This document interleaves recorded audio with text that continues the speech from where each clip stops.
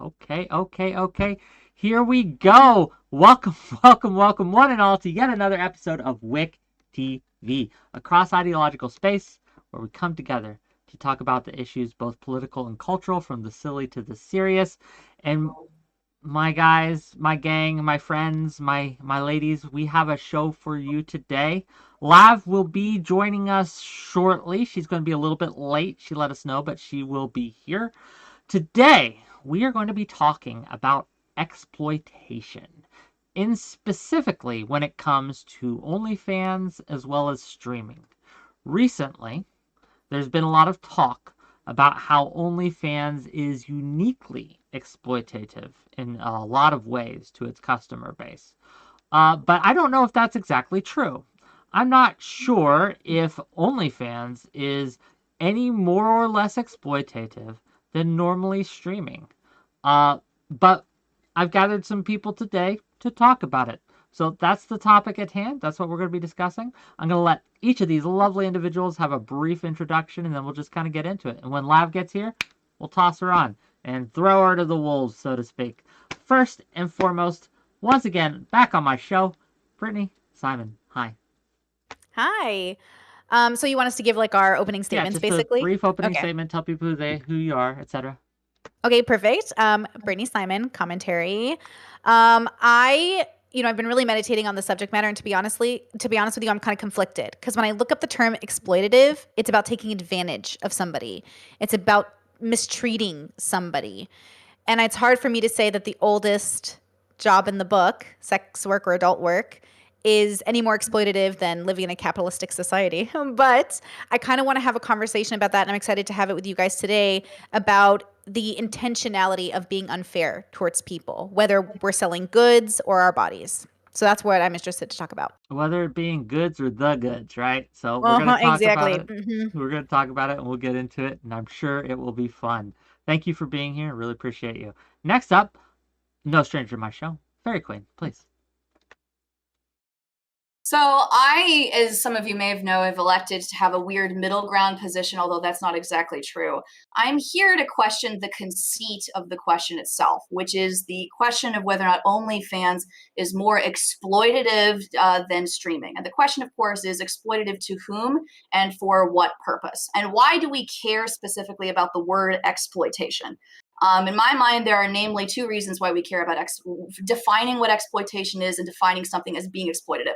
The first one being sanctions. So we intend there to be a legal consequence or a consequence on the platform itself, or moral condemnation.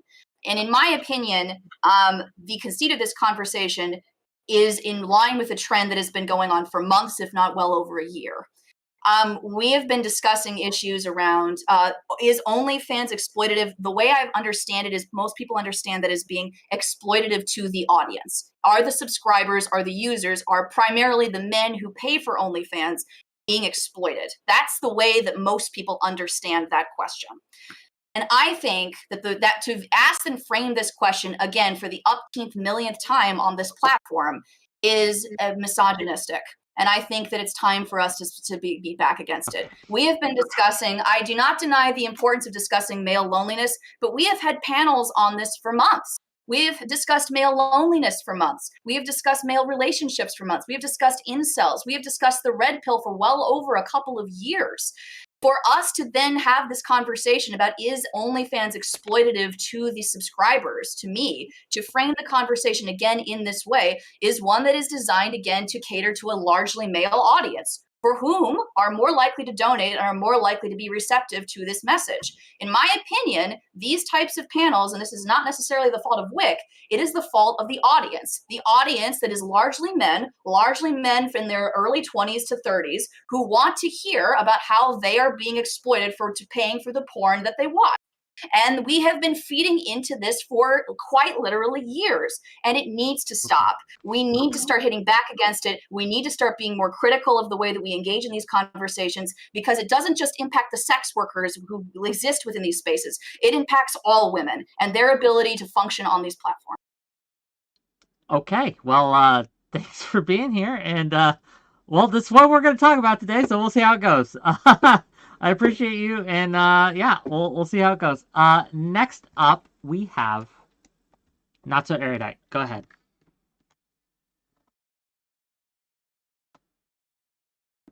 Uh-oh. I love Yeah, when I women hear you. can't Okay. speak. Okay, give her a minute. She's having some technical issues. I guess with that, we'll go to Lav. Lav, is OnlyFans uniquely exploitative? We're doing opening statements right now, so Okay. welcome.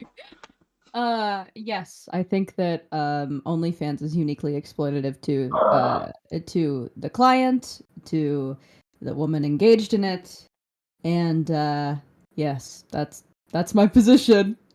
Okay, well, thanks for being here. We'll get into it as we go. Let's try Erudite again. Are you ready to try again, Erudite? Yeah, I think so. I Yes, think the we mic can hear you. We shut can off. hear you. Great. Okay, Okay. go ahead.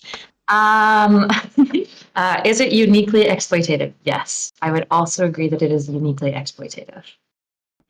Beautiful. Concise and to the point. We love it.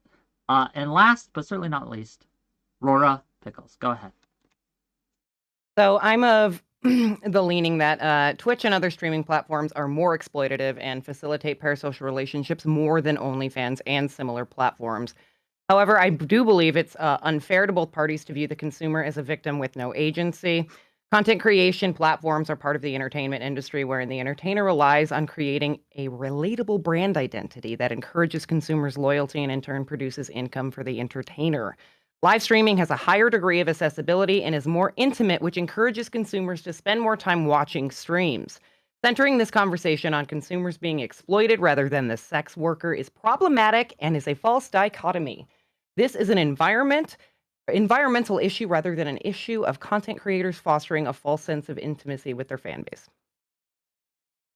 Okay, and with that, let's kind of get into it. So there's a few people who think that streaming, just content streaming, just normal Twitch streaming, is more exploitative than OnlyFans. Do you guys want to kind of back that up a little bit, elaborate, and then we can kind of dig into it?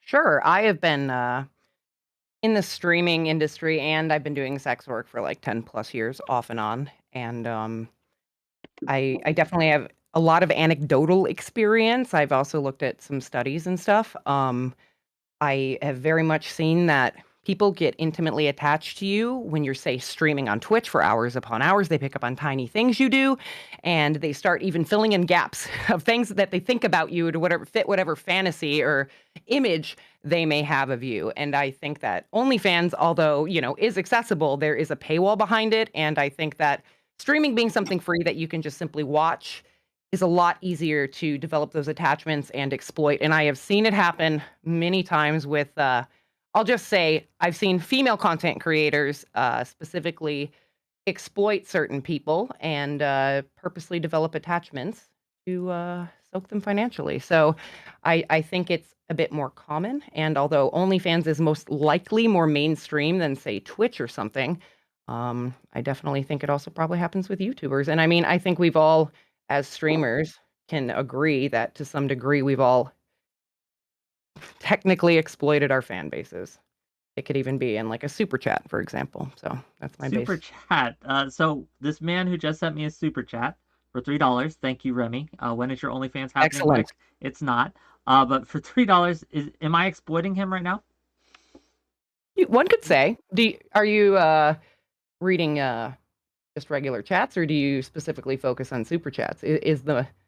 I mean, let's be real. You're like, give me money for money's sake. You straight up say that. So, Which is not exploitative, right? Am I confused on the definition of exploitative? Am I being too literal here? It usually means to like take advantage or gain a benefit over. So Typically for your own personal advantage specifically. So it's like taking advantage of other people like for yourself. Like, and typically, obviously, when we say like exploitation, there's an ethical implication as well. Like it's not just like it. This is why capitalism, although some might argue this, isn't inherently unethical, because like exchange of money isn't unethical inherently, but it can be depending on how it's set up. well, that's what I mean, right? If someone's really desperate to get his attention, and what if they're not in the right state of mind? Right? Like, and I guess my personal definition of exploitation would be someone who isn't in the right state of mind to make that decision.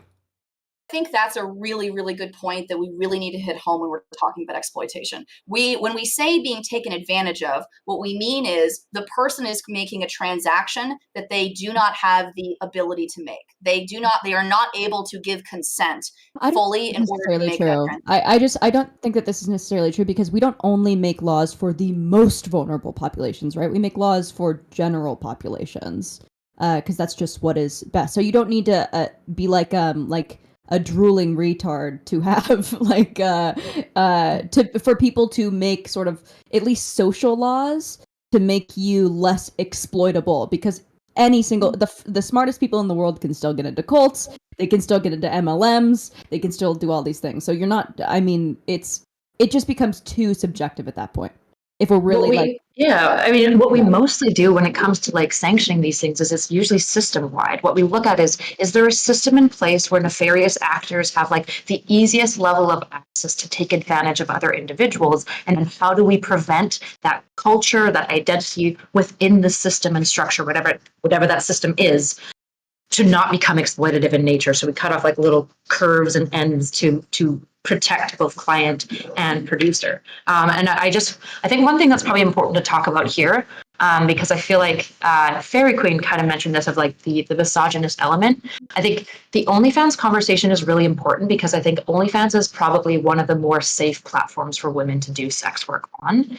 And so this is where I think me and my debate partner might disagree on. I'm not sure, and I don't want to speak for her. But I want to be clear, when we're saying that there are issues with OnlyFans being exploitative, this isn't to say every woman who does OnlyFans is exploitative and is a bad person and a whore and horrible. That's not my position, at least, and I suspect that it's not. Yeah, I didn't think it was yours either. And so I think that's really important to distinct, because this isn't, we need to be able to have criticisms of like femme-dominant spaces without it falling into misogyny, which it usually does, and without it being escaped from any criticisms by just claiming misogyny. And I think in a femme-dominant panel, we can probably thread that needle, I hope. See. I don't know.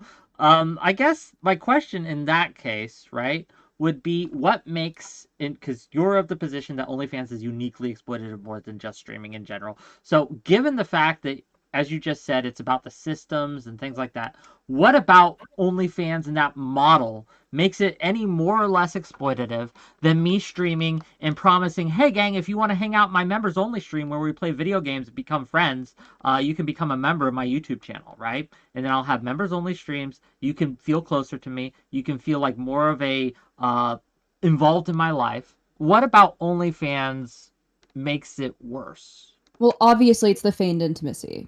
Obviously it's the feigned intimacy. You think that you're closer, and it's in a sexual capacity. So in any capacity where, I mean, usually women streamers even will do this to some extent, make themselves available to you, make themselves look sexual to you, or at least sexually viable. And that is a way to prey on anyone, the strong, the weak, the whatever. But with OnlyFans, it's explicitly a sexual relationship. I mean, a lot of these OnlyFans girls will, message their clients, I guess you could call them, their subscribers. Some of them, build relationships with these men, learn their kids' names, their wives' names, even their birthday, all these things. And that is uniquely, and then you're like, well, you're going to need to pay me $50 for this thing, or maybe another 10 to see a little nip slip, or maybe a little, that is uniquely, just the sexual component of it to that degree is uniquely exploitative. The only thing I have a problem with is that you said like a lot. And I do believe that happens, but how much, I guess, do you think that happens? Could you put a percentage on that? I don't think it matters to my point, but I think even if the woman herself isn't doing it, there's still probably 50% of OnlyFans models at least have like an agency or an assistant who will do it for them. Well, I guess like we're trying to like the main topic is like, is it uniquely versus streaming? So like, is there a bottom line, a small percentage? Well, sure, but to my point, I guess, even with sex in general, bringing it back to like the first 3 seconds of my spiel, sorry, I'm all over the place because I just got tattoo removal and I'm like adrenaline junkie right now, so my brain's all over the place. But just the chemicals that are released in your brain when you are gooning to your favorite e-queen is is a much more addictive substance and a much more pair bonding substance than just simply watching your favorite streamer sit down, talk to you, and maybe fight someone or you know, go out in public and act a fool. You know what I mean? So if I can cut in, there are a couple of things that I want to respond to. So I would agree, just because it's a femme-dominant space doesn't mean that we shouldn't criticize a femme-dominant space, doesn't mean that it's not subject to criticism.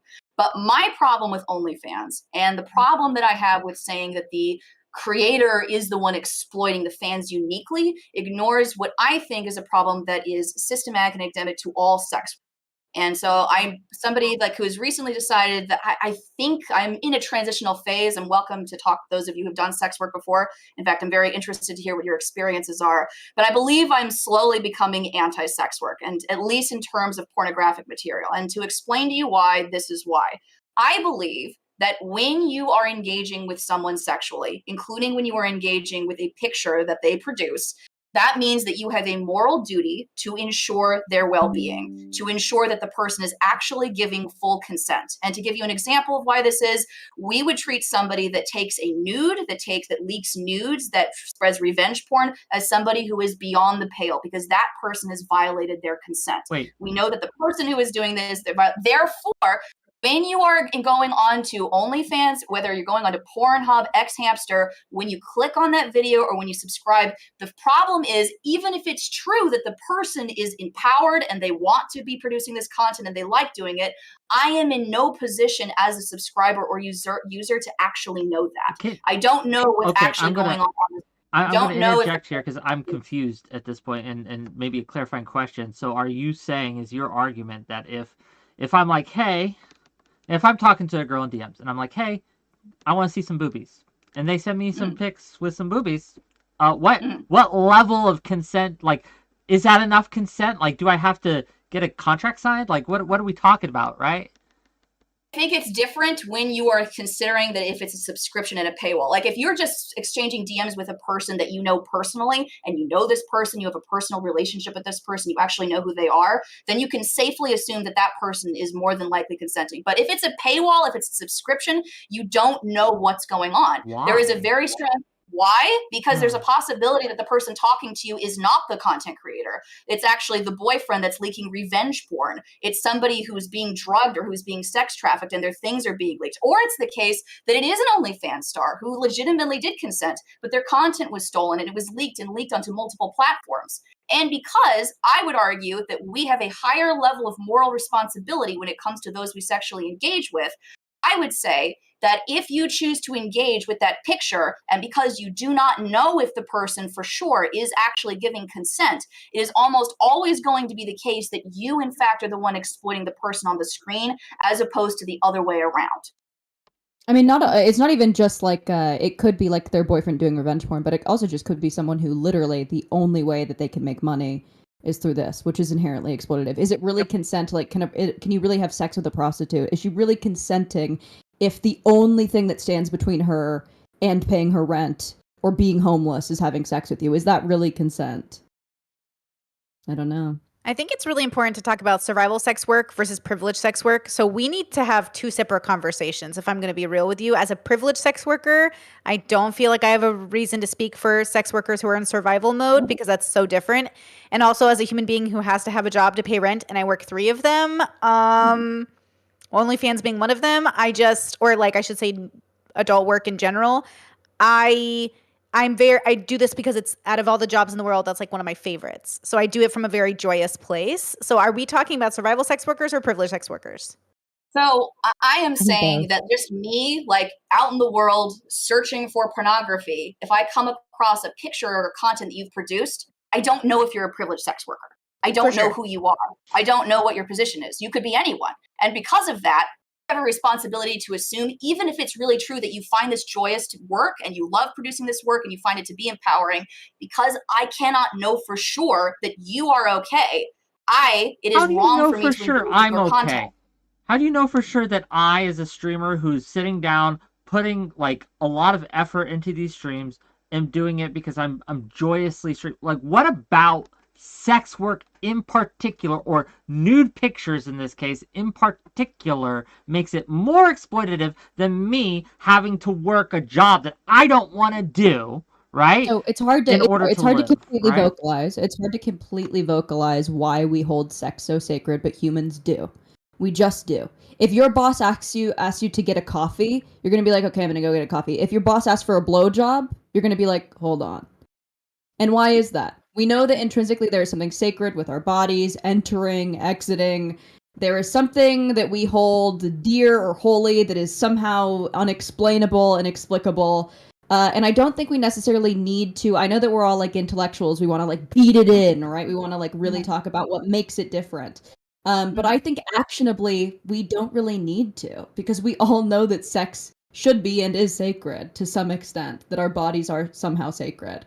If I can hop onto that, right? I recognize that not everyone views sex in the same way. There are people who have multiple relationships, people who are polyamorous, people who are open. Some people view it as sacred, some people don't. They just view it as a fun thing that they like to do with other people. I recognize that different people view their sexuality in different ways. But the problem is that even if you as an individual view it as that way, society doesn't treat you as that way. We know that in the society, in the country that we live in, that sex workers are discriminated against. They have, in multiple cases, people who have worked as sex workers have problems getting mortgages. In many cases, they are not able to use Venmo or PayPal. That was a problem that was filed with the ACLU. We know that there are services that they won't be delivered to. Deliveroo, for instance, that was a case in the United Kingdom where they refused to pay and to deliver to sex workers, and the sex worker union had to file a lawsuit against them in order to do it. We know that if you have worked as a sex worker and if you try to run for political office, that people will degrade you for it. They will say that you are not fit to be a candidate. So part of the reason why we care about engaging with sexual material and why we care about ensuring the dignity of people who are sex workers is because even if we individually don't think it's that big of a deal, society heavily punishes people who are sex workers. And because of that, we have to insist upon the dignity of people who work as sex workers and to treat them with as much dignity as possible. And the sad truth and reality is that unless I actually know you personally, unless I know who you are and we have a personal relationship, I cannot say with full certainty as to whether or not you have consented to creating the material. And therefore, I cannot in good faith engage with it on the risk that I might be engaging with material of you being drugged or assaulted or something bad happening to you. I do not want that guilt upon my conscience. And for that reason, I think that it has to be a full cut. I guess I'd be super curious, Ferry. I'm just actually asking out of curiosity. It sounds like you're considering this as a personal position for yours, kind of being like, I cannot participate in the industry in any way, shape, or form because of the risk of kind of like exploitative nature of the workers or whatever. I guess, do you also feel like that's a prescription that like you would put the onus on other individuals, or are you not strong enough in it yet to like recommend it as a prescription for others? So there are two different ways we can have this conversation. We can have it morally and we can have it legally in terms. We're speaking legally, pornography is morally. allowed by— Let's do morally. Yeah, morally. Let's do morally. So I'm not talking about creating legal sanctions on people who are sex workers. I think actually sex workers need to be protected more in the society that we live in.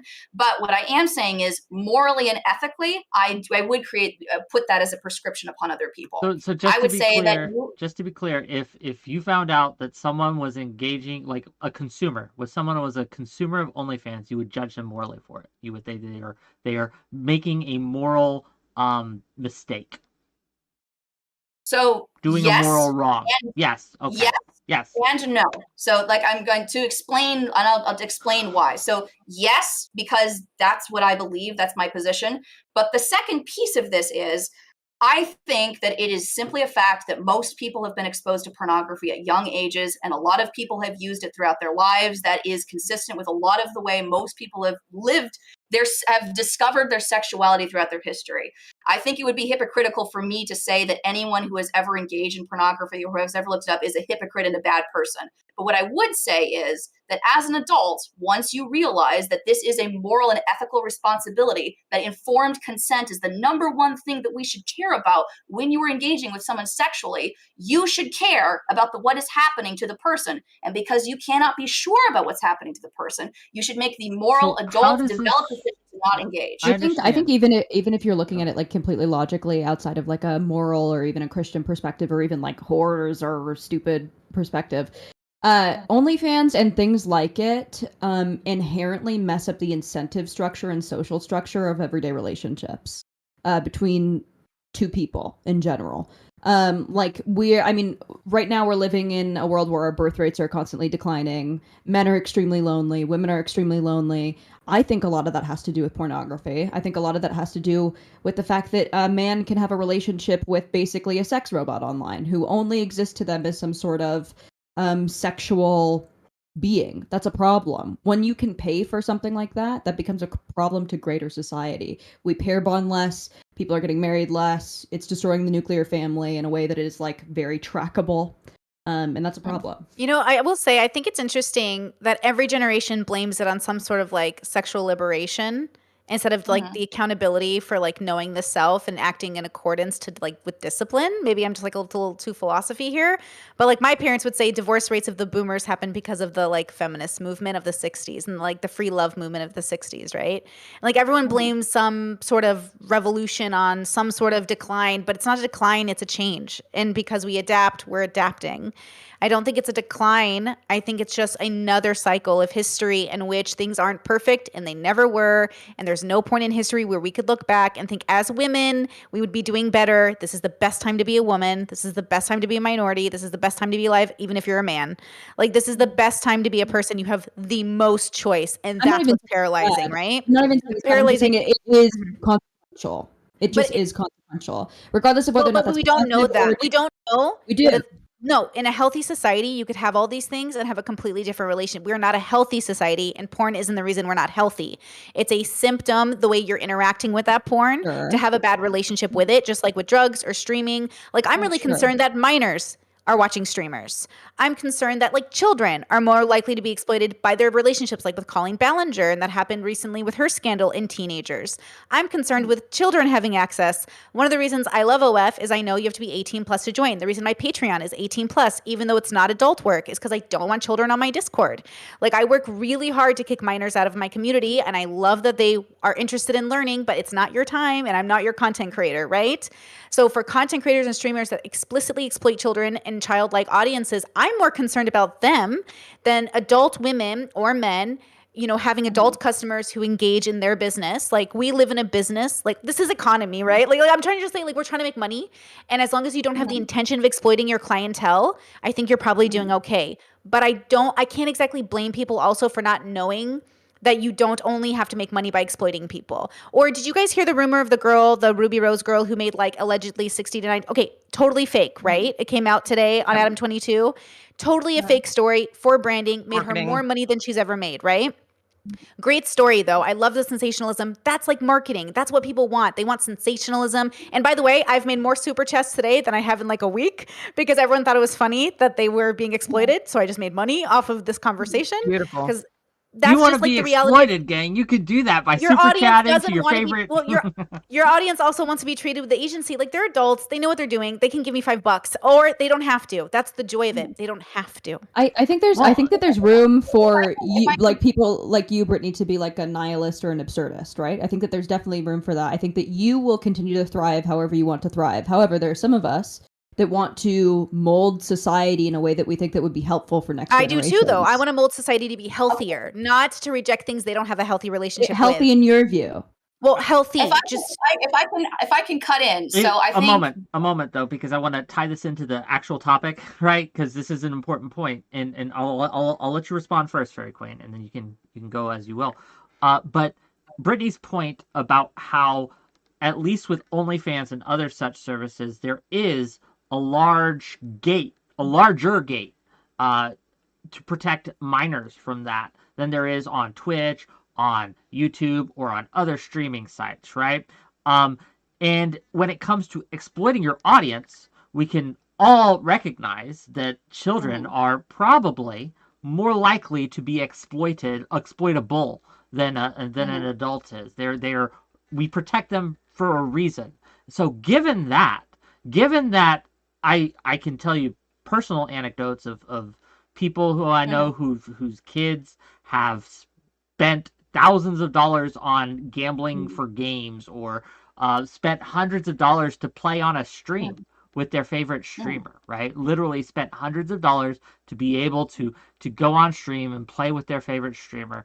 I think that isn't that indicative of OnlyFans having more gates? Does that make sense? No, the issue is we're conflating anything where basically people are giving you money because they like you as exploitation. And that isn't exploitation, obviously, right? That's obviously not the case. What I'm talking about with exploitation is a very specific thing. So if a streamer is offering a relationship to their audience that does not exist, and that streamer is going above and beyond to make sure that the line of what their relationship with their viewer will look like is as blurry as possible, then I would be willing to say that that streamer is being exploitative. The issue for me is that in like Twitch culture, for example, I would say if that type of behavior occurs, it's very frowned upon for the most part. Any titty streamer can tell you about how much she gets shit on constantly for her type of work, even though a lot of titty streamers are decently cautious about like blocking all DMs, for example. And not all of them. Some titty streamers are kind of exploitative, and I have a problem with them too. My concern with OnlyFans is you have things like Tinder, Bumble, and Hinge advertising. You have them saying, not just come watch my OnlyFans, but I'm looking for a guy to do a scene with. They actively say, I've found tons and tons of these things. So they're on dating apps to direct men to their OnlyFans, but they're promising that this guy will be different because I'll sleep with you. You're not like the rest of the guys, but then they keep asking him to pay money, and this does exist. If you go to OnlyFans advice on Reddit, every day I've had one of these debates, I just look and there's more and more girls coaching other girls about how to make these relationships as blurry as possible to rake in as much money as possible, which is exploitative in nature, right? So when we're talking about the consumer, we need to be really clear about what exploitation is. Paying somebody you find entertaining isn't exploitation. However, if they're paying me and I'm like, well, man, if you just give me like $70 more, I could have like a one-on-one chat with you and like, and it would be really special and stuff. And you're lying and you're saying, we'll definitely become friends. And you're lying, that's a problem. Because a lot of people are going to want to point at Brittany and be like, she offers one-on-one chats. Brittany is so explicit about her boundaries of the relationship. She doesn't give them any question about where the relationship begins and ends when she takes their money, which means she's not exploiting them, right? And so this is what we need to talk about, is when you're intentionally beguiling people to get in as much money as possible on the promise of an intimacy that you never intended to give them. So first things first, I'm sorry, Fairy Queen, 500 bits from Parallax to say you and Kyla can exploit me. Read it out loud. Fairy Queen, go. Okay, so I want to respond to each, to what Lav said, to what Brittany said, to what you said, and then to what Erudite said. So I'm sorry, I'm going to be all over the place. But Lav is both right and wrong at the same time. So it is correct, in my opinion, to assume that when you are clicking on a porn subscription, I haven't quite worked through whether or not, because you're paying for it, if that's really consent. And I haven't worked through that because of the fact we can think of other services where you can ostensibly pay for it. But I do accept that specifically with sex work, that is uniquely more exploitative, typically speaking, than other types of work and other types of labor. And usually it targets vulnerable populations. And the piece of it that isn't true, but still will help both her and our side, I guess, which is the part I'm coming towards, is the part about addiction. We need to stop saying addiction when we're talking about pornography. And this is why. Not only is it not a diagnosis in the DSM, there is something called compulsion. It is called a compulsion according to the World Health Organization, okay? But when we're talking about compulsions, a compulsion is referring to things like obsessive compulsive disorder, to binge eating disorder. It's referring to other types of problems. It's not referring to alcohol withdrawals, to heroin addictions. It is not the same type of thing. And secondly, the reason why it's important to say that is because typically speaking, when men commit acts of violence and assault women, it is very common that they will use the excuse that they had a sex addiction as the reason why they did it. So a classic example of this would be Harvey Weinstein. When he was arrested, he said that he needed to go to rehab for sex addiction. When Ariel Castro was found with teenagers in his basement who he locked and assaulted, he said that he had a problem with sex addiction. There was another case of an armed gunman who broke into a bar and killed 8 people, and he said that he was struggling with pornography and with sex addiction. addiction. We had so many cases of men who say, do not take responsibility for their actions, and instead say that the reason why they assault and hurt women is because they are struggling with a sex addiction. A good example, if you want to see, check it out, it's on YouTube. Ted Bundy, his last interview before he was executed, he had an interview with James Dobson, who was a pastor, who argued that pornography was evil. He was a very religious man. Throughout the entire time, Ted Bundy, instead of taking responsibility for killing and murdering those women in Colorado, instead lied and said that he had a perfectly normal childhood and that he was exposed to pornography at a wrong time. And that was the reason why he attacked and killed those women. So it is very important for us to strike back. Can I pause you? Can I pause you? I just need to make a clarifying question, just because I know you want to say like a whole lot, but I feel like if we're going to list like 18 things, then this panel is just going to turn into monologues. I want to make sure I'm understanding you. Are you saying that porn addiction is not true? It's not real? I'm saying that at best it's a compulsion, at least according to the data that I've seen. So I've seen like something according to the World Health Organization, it is considered to be a disorder underneath the ISCDF. I can't pronounce it, don't remember what the acronym is, but it's a compulsion. It's not an addiction, at least according to what I've seen. And most of the data that I've seen refer to it as an addiction. Okay, so what do you think behavioral addictions are? I'm not sure what behavioral addictions are. All I can tell you is what the DSM says. Yeah. So is gambling an addiction to you? Do you think gambling is an addiction? I don't think it matters if gambling is an addiction to me. What matters is if you can be diagnosed with it. You can say this. I'm going to re-ask you the question. Okay. Is gambling an addiction? I'm going to answer like it depends on like what the professionals say. Is it in the most professionals? Yeah, most professionals consider it addiction. I want to know if you consider it an addiction. I think that's an absurd question to ask. It doesn't matter what I think. What matters is what the professionals say. Okay. Well, I'm talking to you, so I want to know what you think about it. And if you want to defer to the professionals, that's fine. I just want to hear you say your word. I defer to what the APA says. Great. Okay. So the question is, in gambling, there's no physiological withdrawal. So how is it an addiction? I don't know. That's a question for the APA. That's not a question for me. No, it's a question for you because you're saying that because pornography addiction is just based on compulsion, it's not an addiction. You're dubious about that. But when it comes to most behavioral addictions, they're compulsive in nature, right? Yes. That's one of the most important elements to an addiction, it seems. The World Health Organization, it did not state it as an addiction. That's what the professionals have stated. And whether or not I think it's an addiction, I'm not in a position to know that because I'm not a counselor. I don't know. Sure. Okay. Do you think that there's mixed data on this? Do you think some professionals might argue that it is an addiction, that there's sex addictions and stuff like that? I would agree that there are some. However, they haven't made it into the DSM and they haven't been accepted for years. And I would also believe that behavioral addictions are accepted for years. If you look at the DSM, you typically have behavioral specifiers that you can add to this thing. So I'm going to explain something to you now super calmly, if you can let me.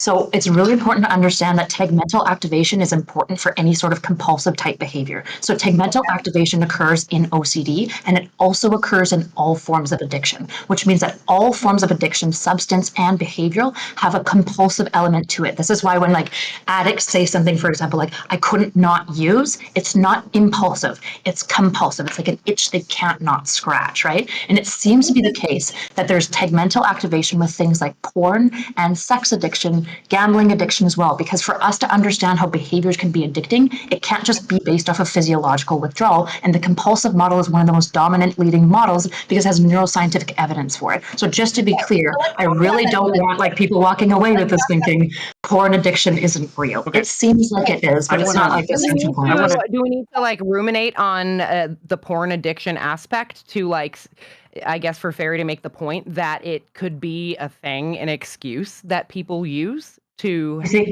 have abusive behaviors? Do sometimes people use mental illness to excuse their crimes? Yes, all the time.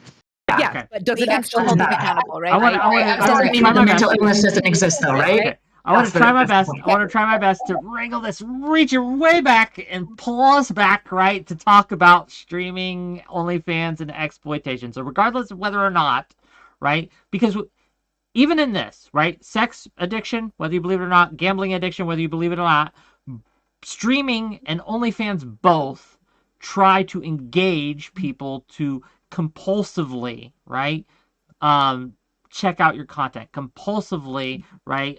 Streaming services do this all the time. Like we can look at Kick, for example. Kick allows gambling streams. Do we consider a gambling stream to be exploitative? Okay, just because addiction is compulsive in nature, it doesn't mean that people trying to hijack addiction centers are like the behavior itself is inherently compulsive. So I don't want to I just want to be really clear about this language because now we're using clinical words. Compulsive is a very specific thing, right? Watching gambling streams isn't about compulsivity, but gambling addictions is about compulsivity. When they're doing gambling streamers, they're just trying to be entertaining and be as attention grabbing as possible. Okay, so I need to cut in on this because, this is on the APA's website. It was published in 2014. It references a very specific study that was done specifically with brain science, specifically related to pornography addiction. And what this person did, and I will read out exactly who this person is. This is Nicole Prowse, PhD researcher at the Department of Psychiatry at the University of South California, Los Angeles, and colleagues studied brain responses in people who have trouble regulating their porn consumption. What they wanted to find is if their brains reacted to pornographic stimulus in the same way as looking at beer, in the same way as looking at heroin or any other form of addiction. And what they found was when they reviewed those brain scans, our findings do not make them look like addicts. This is on the APA's website. It's on 2014. The title of the article is Pornography Addictive. It was published by Kristen Weir in April 2014, volume 45, number 4. I believe you that it's real. The question is, can you just clarify the methodology? Because I don't have that study in front of me. Were the people that were looking at the porn only addicted to porn, or were they also addicted to beer and to heroin and stuff? Did they have comorbid addiction disorders? Okay, let me find. That's going to be super important, right? If you if I look at heroin, I'm not going to be oh no, my addiction centers are firing. That's not how this works. So I just want to do the control. I think it's interesting that we're always referencing really sick people. Can we so my brain, when I'm problem solving, I start with the healthiest group and see how many people we can get to be healthy, not the sickest group to see how many people we can avoid making more sick, even though it's the same thing. It's just you're starting with the negative.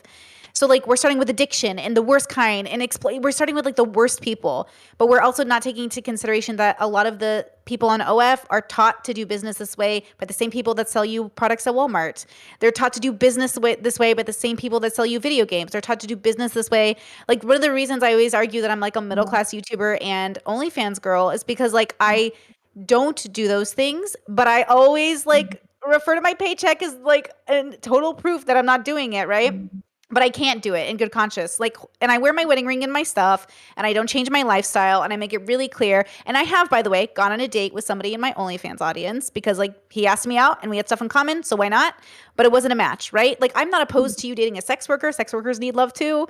I'm not opposed to you finding relationships. I don't like lying to my clients or my customers or my callers I don't want to lie. But the dilemma is that the parasocial relationship sometimes appears like an unintentional lie to the people receiving the information and vice versa back to the content creator, right? Even amongst us as streamers, do we not misunderstand each other? Do we not misunderstand our relationships, our closeness? You think that's not going to happen with the audience? We can't even do it amongst ourselves. So again, I want to start with a healthier perspective, a hope to change society to be better, not to settle that society will never get there, right? And I feel like you guys are all, not you guys are all, but I feel like there's a little bit of defeatist energy in the room. Well, I wanted to respond to what you said, Brittany, and unfortunately I wasn't able to respond to what everyone was saying. But Brittany, first of all, this is something that I struggle with too. When we're talking about pornography, is that I do think that there should be beautiful depictions of what sexuality should look like. And I think that there is a poverty of that in the world that we live in. So this is one of the things and reasons why I'm not certain of my position is a world in which there is no sexualized image is a world without the movie Lady Chatterley's Lover. It's a world without some of the greatest works of art that have ever been created. And so I do think that there is something to be said for that. However, when I also think that there's something real concern about how can I possibly know for sure, which is the reason why I'm in the position that I'm in. Now, to answer the question, there was a point that was brought up by Erudite before, which has to do with the subreddit. I spoke with a sex worker, and I've been interviewing sex workers behind the scenes. Hopefully I'll be able to have more of those interviews published later on. And this is something that she told me. Yes, it is true. In order to be successful at OnlyFans, you have to promote your stuff. And you do promote it on other sites other than just OnlyFans. That's the way that you make money, at least according to what she told me. Those of you who have had OnlyFans, you can confirm or you can deny. That's at least what she told me. But what she told me was that one problem that a lot of OnlyFans girls have, particularly girls that are 18 years old, one of the places that they go to promote their content is on the Barely Legal subreddit. They specifically go to subreddits that to attract a certain male clientele. And so to hear, yes, it may be the case that like they are going to these subreddits to promote them, but I have a hard time feeling sorry for the 55-plus-year-old man who goes to the Barely Legal subreddit to click on the picture of the barely 18-year-old girl and then feels exploited by her because she doesn't want to meet up in public, which, by the way, as far as the girlfriend experience goes, right, and them selling that, there's a pretty damn good reason why you don't meet your clients out in public. And part of the reason for that is that prostitutes and sex workers, when they meet their clients in public, are at high risk of being assaulted and murdered, which is the reason why they don't do that, and the reason why they keep their information to themselves. I would also like to just say that in terms of service, like on, say, someone like someplace like MFC or on OnlyFans, it's actually against rules and the words are blurred. You can't like say meet up and stuff like that in the DMs. It literally won't let you send that. There are already things in place. It is against the rules to do so. So that's how OnlyFans can be sued if a model does. Yeah, I guess it is. It's a liability. Yeah. When you say that you don't feel bad for the guy who is going to Barely Legal, do you think that people who, like, I guess me and Lav are saying that we do? No, I don't think that Lav is saying that. I think Lav. Do you think I'm saying that? I don't think that you mean to say that. I don't think that's your intent. Yeah. Okay, that's explicitly and wholly not what I am saying, right? I don't have a problem with women promoting themselves. I understand, to be honest, probably every OnlyFans model would love it if there was like more easy ways to promote their stuff that was more ethical rather than anything. That's not the problem. I am explicitly concerned with people who are not unintentionally even, intentionally being deceptive about the nature of the relationship to get as much money from these people as possible. I've also spoken to OnlyFans models, and there are some OnlyFans models who are amazing. I don't have a problem with this. There are other OnlyFans models who have told me explicitly that they do try to like be super cagey. They do lie about having a boyfriend, right? When there are like people message them saying like, hey, I was in a Matic episode and I sent you 30 grand. Can I have it back? They're like, oh, fuck no, that's your problem, right? This also exists, and my concern specifically in the difference between OnlyFans and something like streaming is that I only care when abuse occurs. It doesn't seem like a really huge problem with streamers taking advantage of their viewers. Typically when it occurs, it gets called out ruthlessly. I'm not saying it never happens. I'm saying I don't think that there is a culture within like Twitch, for example, being like, yes, you should try to like be deceitful to get as much money as you can. I actually feel like there's the opposite culture. I agree. My concern is the deceit. I agree with Kyla. I just need to see this as a sex worker perspective from a different perspective. I agree with you, Kyla, because I'm obviously very concerned with this, right? I want the healthiest outcome. One of the dilemmas I find that when I'm in my sex worker friend groups and we're talking is the big moral dilemma we're in is the client wants a relationship in which they almost feel like they're getting taken advantage of. Like I know a pay pig who's really well known in the YouTube space, and it's like really interesting because like obviously like I want, you know, it's his relationship, accessible, all these things, but it's one of those things where like I'm not here to judge him. He spends thousands of, but he's very like he has a job, he works. What is, you know, but that's his kink, and it's not my job to say that he's being taken advantage of. But the role of the sex worker and the client is to sort of blur those lines. And I think there's a way to do it ethically, but you have to be very self-aware. But yes, I agree. I agree. Yeah, I agree with Kyla's intent here. Go ahead, finish up, but then I have to interject, but go ahead. Yeah. So my concern is that this actually, sex work needs a lot of nuance to get the right formula and the right energy exchange between the client and the customer. Like the customer and the provider. Like a really, really, this is why it's an adult activity. It needs really mature people involved. You know, in an ideal world, those women would refund them, right? But also, I know streamers have this problem really fast where people will pay them and then take the money back as like a prank. And at that point, I'm keeping your money. So, you know. On OnlyFans, you can do chargebacks as a purchaser. Yes, you can. And by the way, I do report people who come to my OnlyFans for only a day and leave again and do a chargeback because I know for a fact that's them trying to get content for free. Yep. So I do report you. Yep. Because no, ma'am. Yeah, just real quick, like this idea, right, that streaming is less exploited, or there's less of a problem with exploitation in general streaming because people call it out all the time. OnlyFans, as I understand it, and again, I'm not an expert, at least in the streaming space, we're always in each other's business. We're collaborating all the time. We're like, this space is the content in a lot of ways, where we interact in a way that OnlyFans models do not interact and collab together in the same level, right? So of course there's going to be more calling ruthlessly out of it when it comes to the streaming space than there would be in the OnlyFans space.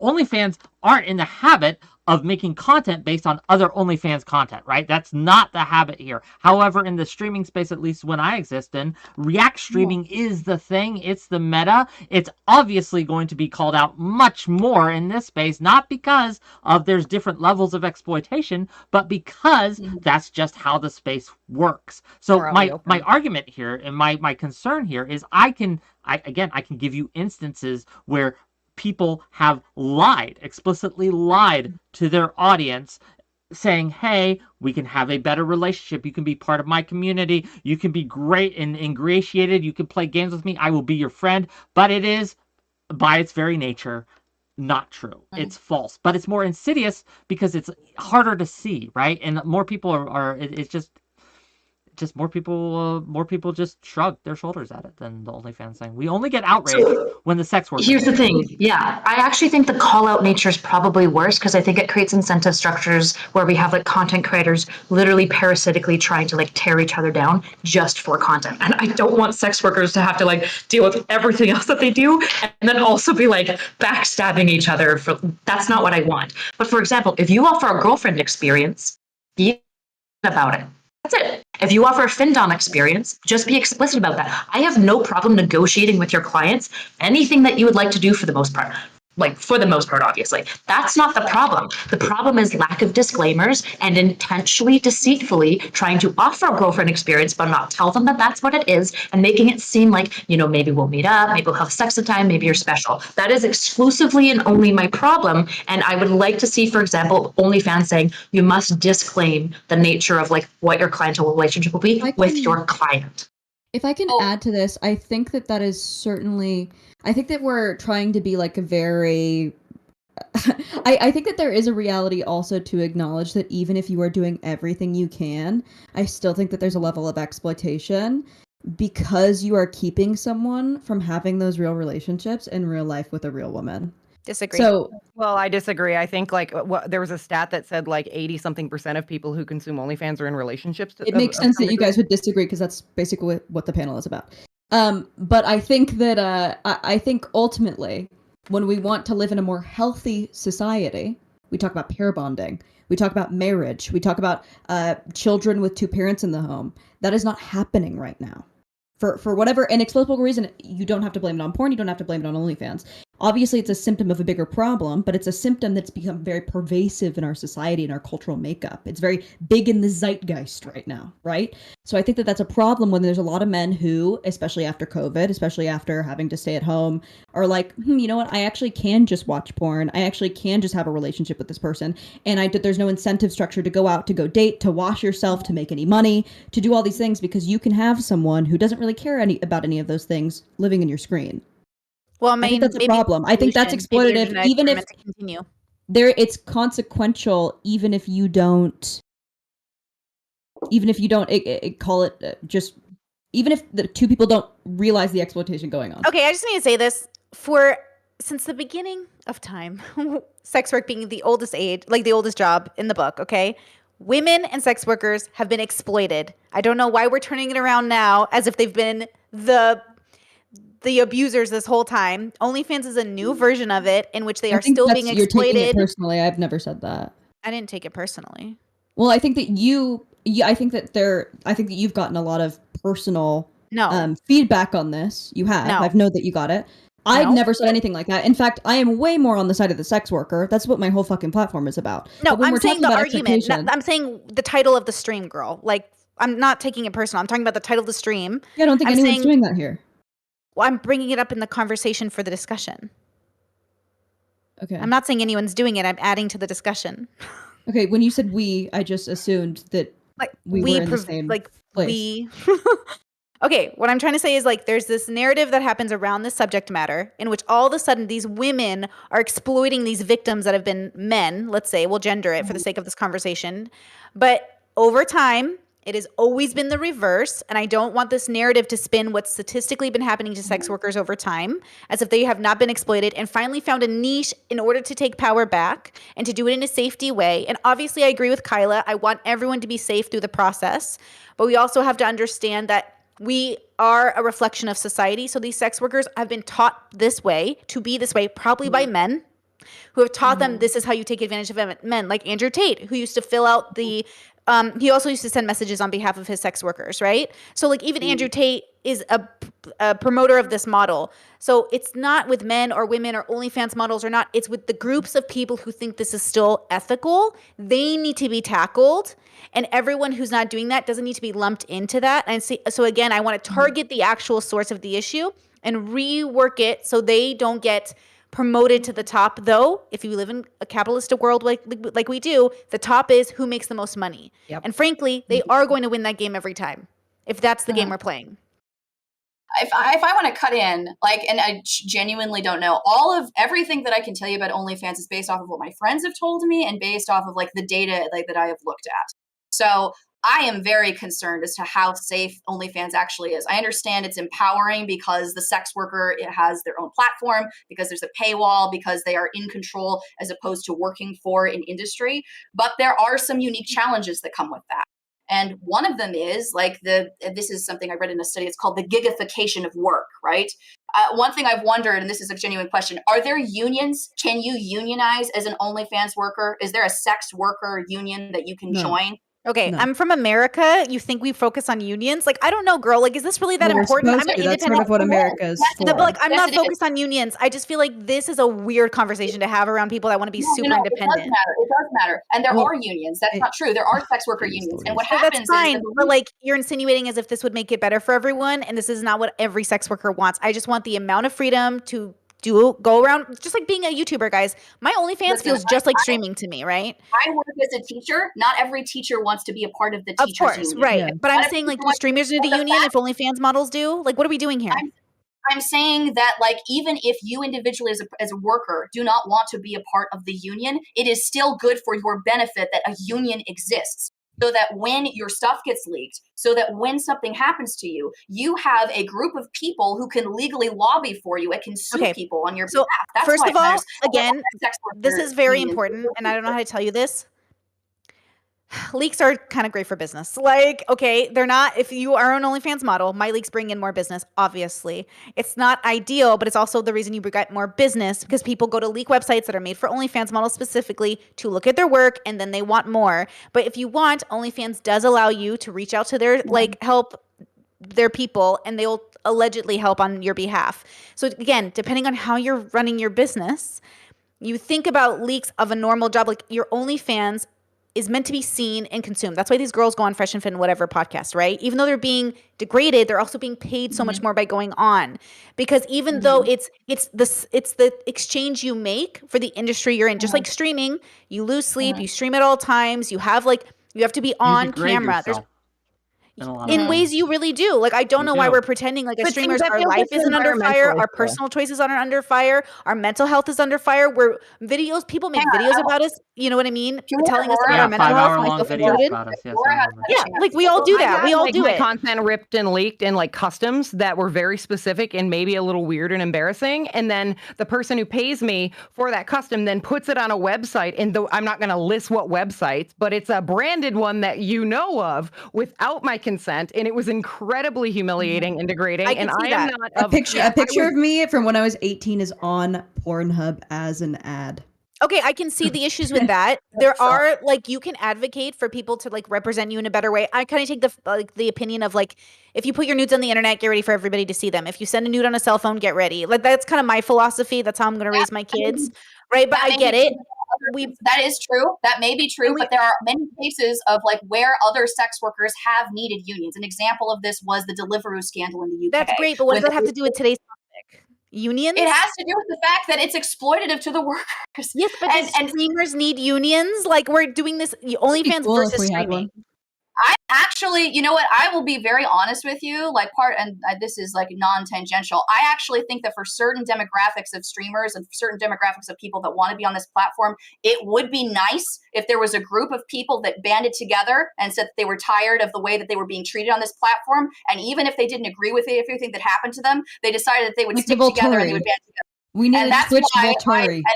And we can talk about this some other time, but that's a part of what I believe in, and it's what I am trying to do.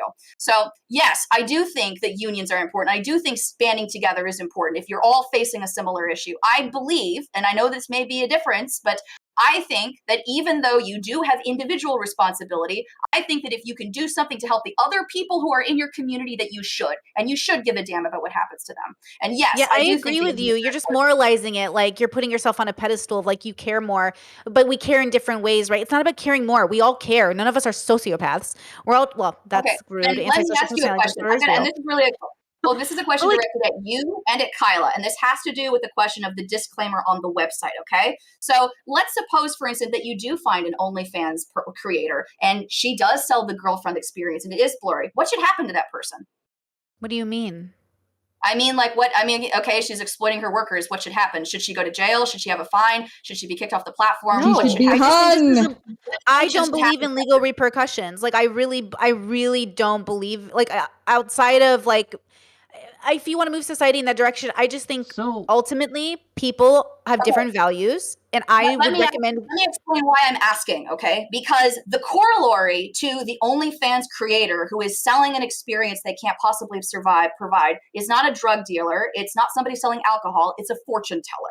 We have had so many examples of people who claim that they what? So can I just get some clarity? Hold on, stop. Can I get some clarity on the question then? Because obviously I didn't understand it. So is your question someone who is saying, hey, you can be my boyfriend if you pay me X amount of money, but then it turns out that that's not true, that they lied, that it was a form of fraud. You are considering that a form of fortune telling? I'm going to explain why, but yes, the question I'm asking is what should happen to that person. Brittany is saying that nothing should happen. Brittany is saying that there should be no legal sanctions upon that person if they do that. There should be no legal consequences to that person if they do that, right? I don't know what Erudite says because Kyla isn't here. But this is why that matters, okay? The corollary to this, the corollary to selling a relationship, to selling an experience that is fraudulent and you can't possibly provide for absurd amounts of money from a vulnerable population is, I'm sorry, it's people who say that they can speak to your dead relatives and promise you that you can connect with them. Okay, so like, again, people are allowed to have like spiritual beliefs and believe in fortune tellers or whatever they want to believe in. You're allowed to believe the sex worker is your girlfriend. The dilemma I'm having is that no matter whose side of the argument you're on, you would need a whole court and a jury to decide if the customer themselves was manipulating the sex worker to convince them they were in a relationship, or if the sex worker was convincing them they were in a relationship, because sex workers do date people. And so again, you would have to literally have a jury that has the nuance to understand the differences. Exactly. And that's my point. And that's my point. And that's my point. That's the point that I'm trying to get across with the fortune telling. There are laws that exist that prohibit you from fortune telling. In Canada, where Kyla is, if you are caught for fraudulently fortune telling, for selling dead relative stuff and saying that you could possibly provide this experience, you're fined $5,000. There are legal sanctions that can be put upon you. Yeah, so I'm pretty like, you can be sued for it. So if you really think that it is exploitative, if you really think there should be that disclaimer, then you should also agree that there should be legal sanctions on that person. And the fact that we don't think that indicates that we don't really think that it's as exploitative, because if you would be saying that there should be legal sanctions. No, because as a sex worker, I know when the government gets involved, they make shitty decisions on your behalf. Like, I don't trust people to come in who don't care about sex workers or have the nuance. In Louisiana, like in front of New Orleans, is any different? People are allowed to be fortune tellers. I don't know what world you live in, but I just like.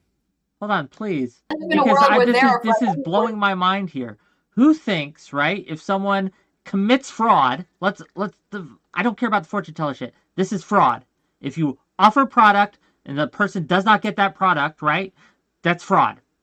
Am I off base here?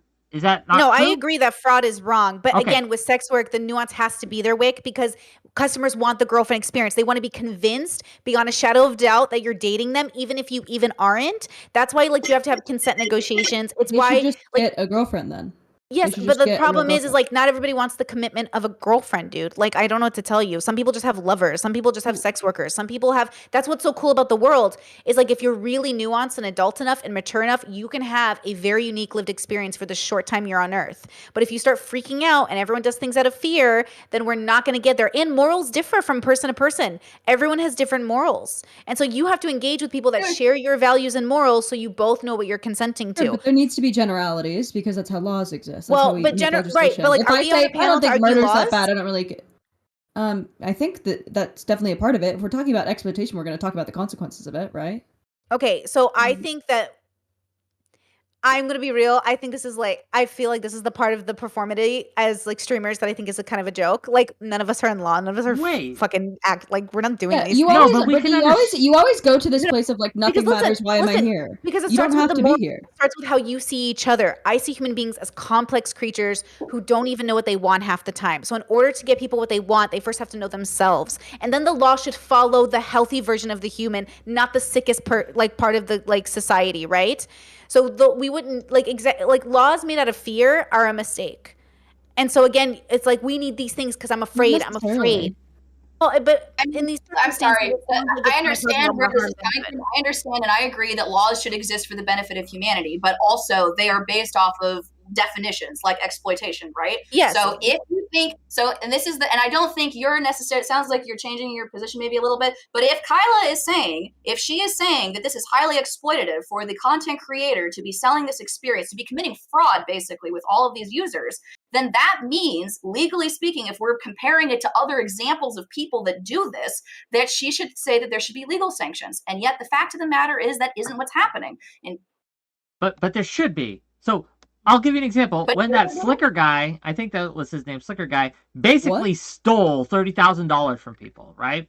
I think there should have been legal consequences for that. If you commit fraud, if you exploit someone in a fraudulent way, yes, I think there should be legal consequences to that. Depending in what that consequences would depend on the exploitation that you did, how much of the exploitation that you did. But yes, streamers or OnlyFans models alike, if you are committing fraud, then you should be held to account legally in some way, shape, or form. I don't know. Do we disagree? It depends on the fraud. I think we're defining fraud differently. I just think there's not enough nuance in the conversation. Okay. I was going to suggest before I walked away. I think part of the issue that's happening in this conversation is maybe I'm dumb, but I'm having a hard time. It feels like we're jumping from talking about women being exploited to men being exploited and like consumer versus client. And it's kind of all over the map. And I think it would be really helpful if we focused on one of them and like disentangle that. The problem is all of them are really important conversations, obviously. It's just hard to fit all of that into like 2 hours. So I'm not sure, like obviously whatever, but it feels like if we just narrowed in on one topic and stayed there, it would be easier to define terms and just like page. No, I absolutely agree. It's just everyone wants to be talking about different things today, and so I'm trying to figure out what you all want to talk about, and then we will absolutely. I think we all agreed, at least the four of us who are debating agreed to talk about like being exploitative to the client, like the client being exploited. Yes. Yeah. Uh-huh. Fair enough. Okay. Given that that's the case, right? Like, I guess to reset a little bit.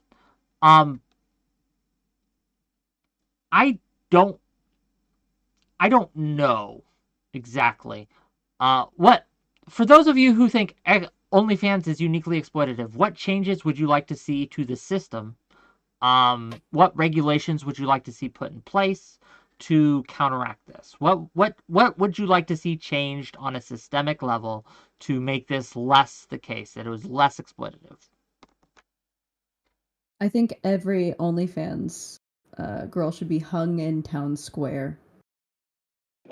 And tarred. Hung Yeah, and tarred tarred. Would there be charged to watch? Would we have to pay to watch? Maybe You can't charged let for them get away with it. yeah. You can't let them get away with it. With the pillar. For a serious answer, okay, I'm really big on disclaimers. I think it needs to be made a culture within OnlyFans that you're very explicit with your clients about the nature of your relationship. Very explicit. If you offer a girlfriend experience, that's fine, but you need to tell them what that looks like, what the beginning and ends of that. It's both safer for you, to be honest, so that there's like no like weird expectations from the client who's probably going to be increasingly expecting things from you, but also it protects the client to like make it clear like this is just a fantasy. It isn't going beyond that. My job to you is providing the fantasy, and that's where it ends, right? If I And may, I think, yeah, go ahead. I think that really, and this is pretty extreme, and people might get mad at me for this. I think that there should not be an inbox option on OnlyFans. I think that if you are going to talk, it needs to be public. It needs to be with the community, and there should not be an option to personally message your clients. I think that that's inappropriate. Well, The tough thing with that is like, where do the kind of like the certain kinks that probably aren't best suited to a public setting, where do they occur? I guess You can do anonymous. You could still like, I don't think like messaging, right, should be allowed. But if you still, obviously you don't put your full name on OnlyFans. So even if you comment under an OnlyFans girl's picture, it's like a random name, and you can still ask for like, you could be like, oh, I'm taking commissions tonight. If you want something, message me how much you'd be willing to pay for it, this, and then you could just put like under that. So then it also keeps everyone kind of accountable also. It makes it so you don't ask for any like crazy wicked shit. And why are One at a time. Take one. Yeah. I want to ask a question to Brittany, to Lav, and to Rora, okay? Because I believe all of you have worked on OnlyFans at one point. Yes, that's true? For big OnlyFans girl, yeah. Okay, can I ask you a question? Did you ever have any men who became obsessed with you and who wanted to meet up with you?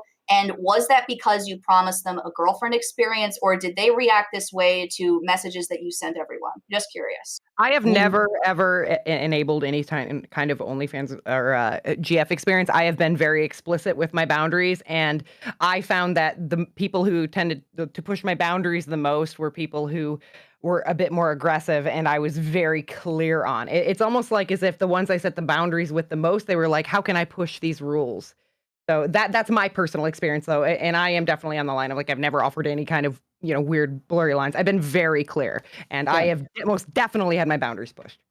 Yeah, I'm the same way. I act like the inbox portion of the website doesn't exist. I never message them back. I don't like their comments about me, or I didn't like their comments about me. I just don't even. I pretend like they're not there. I just collect money, Monopoly, pass, go. For me, it's a little different, actually. I have the best audience on OF. Thank you so much, guys. The best. They're very respectful. They send me very nice messages. I actually have only had bad experiences with streaming. I have had countless people at cons, countless people at events, countless people in my DMs, countless people at meetups try to kiss me, try to touch me, try to date me. And I'm like, what are we doing, sir? And it's just like it's a miscommunication, because as a streamer, they feel closer to me because I'm like a normie with a small audience. But same thing with OF. It's like OF is a paid service. I am doing this. Like I said, I wear my wedding ring. I even I make it very explicitly clear why I'm there. Now, to be fair, I'm also a kinkster and I'm also a nudist. So to be fair, my work is predicated around nude culture, which means my audience is really sex positive, which means I am catering to a much healthier audience than the men who are grotesque. And I do block those men pretty easily because I'm just like all about creating a vibe, right? And I also do that on YouTube. Like, the money isn't the priority, but if the money is your priority, then you're gonna play dirty because that's how it works in the industry. And so again, Kyla, give me a religious quote about worshiping money. You know what I mean? Like, when you worship money, You cannot serve two masters. You either cling to one. You can't there serve we go. Mammon and Christ. Anyway. So I feel like that's a big part good little of it. boy Wick. Yeah, I just think, like, again, I want to give agency to adults, especially in an 18+ arena. And then this is a new thing, and I want us to learn how to make it better, not be worried that it's not working. Nothing ever works when it first starts. Well, if I would say that I would say sorry. yeah. Sorry. I was just going to say, I wholly agree, because I feel like whenever I give this position, I feel like people start conflating this to being like, you just want to get rid of OnlyFans content creators. You just think they're all whores. So it's like, none of this is true. I am fine with OnlyFans content creators having power. I have a problem when abuse occurs, and I want systems in place that we can prevent abuse from occurring as much as possible. And if there's a culture that's emerged on a platform that is pro being abusive, I want to see that culture dismantled a little bit. And I would argue on OnlyFans, there was absolutely a space within it that is being somewhat abusive towards your clients, and I don't want to see that. Just like I don't want to see OnlyFans content creators getting like abused and stalked. Like I have no problem with them having privacy and stuff. I just want a couple of, bowling lane bumpers. I So just wanted let to add me- to the end of it that I have experienced that weird attachment and the boundary pushing and the thinking more of a thing with streaming versus OnlyFans. It's happened way more when I've been streaming, and I've been very clear I'm in relationships during this time, and even had my partner on streams with me. So and it still happens. So, but again, I just don't know if that's because you're online longer and you're being exposed to more people, and that's why I do believe that in streaming it could be more prevalent, or is. Mhm. So I have a couple of questions, okay, and just a statement and then a question, right? The statement is, so here's the thing, Kyla. If you really believe that, do you think that there should be legal sanctions upon the women that advertise for the girlfriend experience and then rake in money and exploit these users for it? Do you think that there should be legal sanctions? Because that's fraud, right? Do you think so? But when you say legal, do you mean like criminological, or do you just mean like within the policy of OnlyFans so they could be like banned from OnlyFans? I mean, they can be sued and they can receive a $5,000 fine.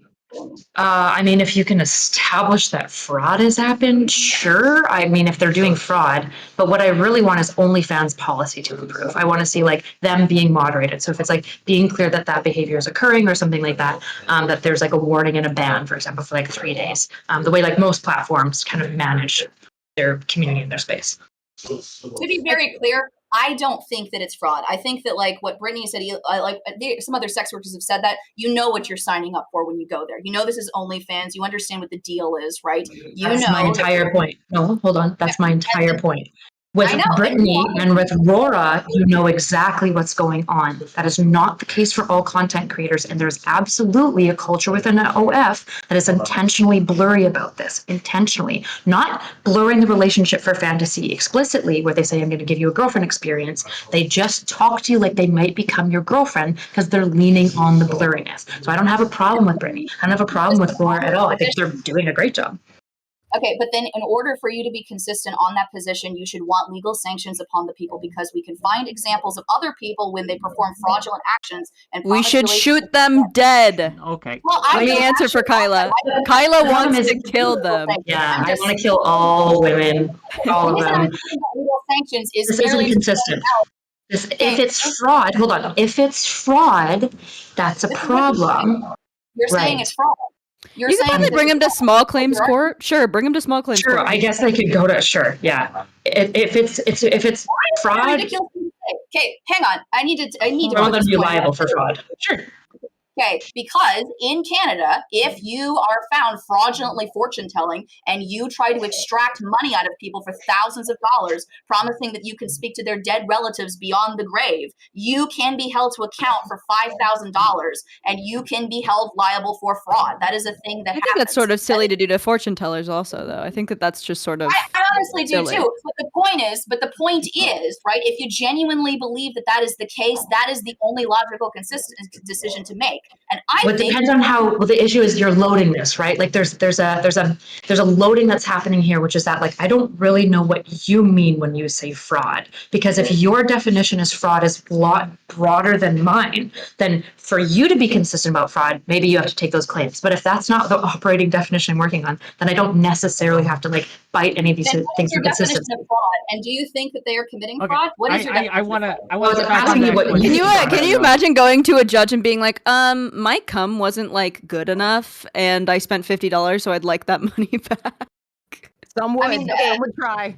Can I chime in here? I think we're missing a huge point that maybe is obvious to my brain, but like maybe not. But like when you say the girlfriend experience, you're establishing a business dynamic. That's what sex workers call a business dynamic. So the moment the customer comes in with the desire for a girlfriend experience, they are admitting out loud they know what they're consenting to. A fake performative relationship that's predicated on an exchange of money to give them an intimate relationship. Now, and I think Kyla probably knows a couple of these girls. There are even some girls I know where when I see them, I'm like, I can't tell if you know that this guy literally thinks he's dating you or not.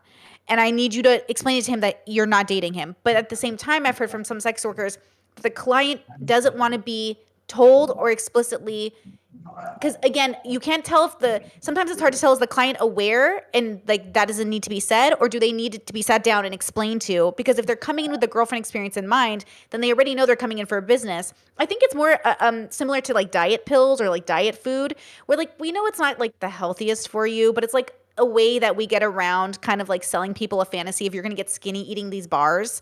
I think there's a little bit of responsibility that has to be happen on both ends, right? I really do, and I think that's the best way to go about it, right? Sure. So my definition of fraud when it comes to OnlyFans is explicitly this. Said it a couple of times, so I'll say it again. When the OnlyFans content creator is intentionally deceiving the client into believing that there is in fact not a business dynamic, but a real relationship beginning to occur. That is where I think there's a problem. And to be honest, I don't really care about them going to small claims court. I suppose maybe they could, but what I really care about is making sure that there is a disclaimer if there wasn't before, and making sure that content creators aren't intentionally trying to mislead about what the business dynamic could be. That's what I'm concerned about. I'm not worried about this like unintentional obsessive stalker. You're not responsible if you keep on laying out your boundaries and he just won't listen to you. That's not your problem. You're literally doing everything that you can. I'm not talking about you. I'm talking about the people doing the opposite. I guess I'm still just confused on how that's unique to OnlyFans. I see this as happen all the time, and I understand it gets called out. I understand it gets called out in other spaces, but it's still happening. Recently, I think just today, in fact, Twitch changed its toss, right, about sexual content. I don't know if you read that or saw that. There's now artistic nudity. You can be artfully nude. Allowed apparently, and I have to look into it. Like.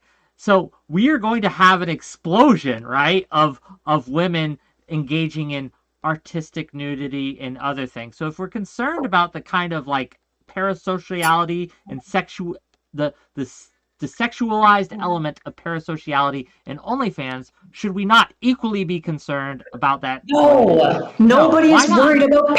Okay, because I'm not worried about that. I said already a million times, if you are intentionally being deceitful, I have a problem with it. But how does that only happen?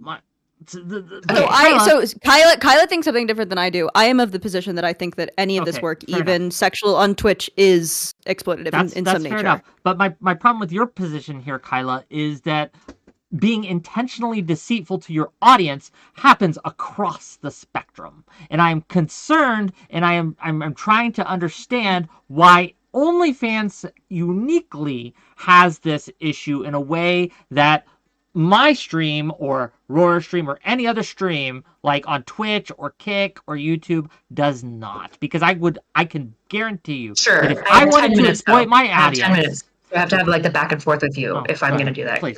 Yeah. No, I'm not trying to interrupt. I'm saying like I can try to get it through with you, but I gotta go in 10, just so you're aware of that. Well, we can either try 10 minutes this, or we can schedule this talk one-on-one for another time. It's up to you. Your call. Okay. So you're asking probably the most important question against my position, which is the uniqueness of the situation. Is there something unique going on with OnlyFans? And I would say it seems to be the case that there is. I'm not saying because like the mechanism of sex work is uniquely created. I'm saying something has occurred on OnlyFans specifically where there is absolutely a uniquely bad thing going on, where there are absolutely, and it's usually oftentimes content creators who are maybe not as successful, I'm not sure, but are intentionally trying to blur the lines with their purchasers so that they can get more money from them. They are knowingly trying to promise more than they will ever give. They are knowingly doing these things. This is my problem. This is what I think is exploitative. And prominence is the unique part of OnlyFans. I'm not saying that chatterbait models have never done this. I'm saying it's really unique to go to the OnlyFans model. Oh no, your mic. Oh no, your mic just died. Hold on. See, this is her. She was on a roll. God smote God's her will. internet connection because she was. Oh yeah, it's back. It's back. Okay.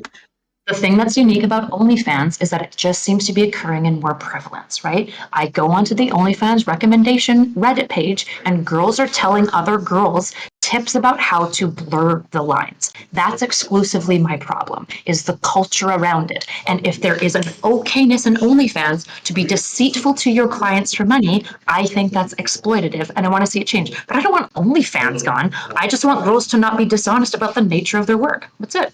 I think that is treating men who go onto that website like children, like dumbasses. Bluntly, this is the beauty of a liberal. This is the beauty of a liberal society. Yes, it is. Yes, we. I will tell you why that's not true. Okay? Yes, it is. Okay, one at a time. Hold on, both of you, one at a time. One at a time. Okay, so Kyla says yes, you say no. Tell us why no, and then she can explain why yes. Go ahead. No, and then yes. So when we are thinking about what a term means and what a definition means, we don't care about what the dumbass thinks. We care about what a reasonable person would believe. And one of the examples I can give you of an actual piece of legislation that shows that is from the Miller test from 1973, and how we decide whether or not a piece of media is actually considered to be a piece of obscenity. And the way that we judge that is not based off of whether or not a dumbass off the street looks at it and thinks it's a piece of obscenity. It's based off of whether or not a reasonable person. I can find you so many examples of where the in cases of exploitation, we don't look for reasonality. We're willing to basically say in a liberal society that yes, there are going to be dumbasses in the world, but we do our best to try to protect dumbasses from really, really dangerous bad decisions. Yes, we do. I'll give you a clear example of how that's not true, okay? So an example of this would be People's Magazine. When you go to the grocery store, you will find that there are tons of trashy tabloids that have great big things, right? They'll say things like, Prince Harry died off the side of England, right? Is it exploitation for you to go and to buy that magazine and then opening it up and you find on page 17 that actually he lived, he didn't really die, it was just his heart that died? Well, no, right? And you want to know something? Why? Because dumbasses buy that magazine, okay? I can show you. Lying about this info isn't analogous to lying about the nature of your intimate relationship with a client you are personally talking to. You realize why magazines doing bullshit, which sure, maybe we could talk about the magazine industry, just because two things might be unethical doesn't mean they're the same thing. And we have to talk about the same things. No. It matters in a legal sense, because you are saying, legally speaking, if it is true that we care about the dumbasses of society and you're selling something that the dumbasses of society might mistake, right? That should mean that a dumbass that picks up a tabloid that says something stupid should have recourse to sue, and they don't have recourse to sue. And the same thing is true with OnlyFans, and the same thing is true with all of the other examples as well. But if you disagree with me and you think that it is... Sure. Do you think it's reasonable for a 13-year-old girl to believe that a 30-year-old is genuinely into her? What? Obviously, can you repeat that? Hold on. Yeah. What's happening? I think it's reasonable for a 13-year-old girl to believe that a 30-year-old is just genuinely into her. Yeah. No, I don't. Do you think the person who's 29 years old, who's the average age and man on OnlyFans, No, is like a girl. Wait, The question. wait a But listen to second. the question. Wait a second. Okay. Hold on. Wait a second. Hold on. Please. I gotta go in like a minute. I gotta go in a minute. Brittany, what? You think it's reasonable for a 13-year-old girl to believe that a 30-year-old man is into her? Can you elaborate? Yeah, because she's the victim. Because she's gonna be manipulated and assuming this older man is not lying to her. She's taking an interpersonal. She's like empathizing with a 13-year-old herself, right? Yeah. Okay. Do you think... Most adult men that are on that website are not children. Do you see why that's not? When pyramid schemes engage in fraud against people, it's still illegal, even though you're kind of a dumbass for getting engaged in a pyramid scheme. When 13-year-olds get taken advantage of 30-year-olds, they're kind of dumbasses because they're 13, but it's still fucking illegal, because when it comes to exploitation, we absolutely account... Okay, I'm sorry. I don't know what world you live in if you think that we don't try to make off-roads for dumb fucks. I don't even remember. I don't know what to tell you. Okay, look, the fact of the matter is the reason why you can be sued in a pyramid scheme, it's not because dumbasses on the street might read something and mistake it, okay? It's because the pyramid scheme has lied to people, deliberately lied to people. That's my point. Yes, thank you, Fairy Queen. We got there together. If you are deliberately lying to your clients to make money, it's bad, and you shouldn't do that. It's super complicated. If you actually believe that, you should think that they should go to jail. And the fact that you don't... I didn't say that I believe that they should go to jail. You just put that into my argumentation. I've said, if you're lying to your client, it's unethical. I would prefer a platform that doesn't want them...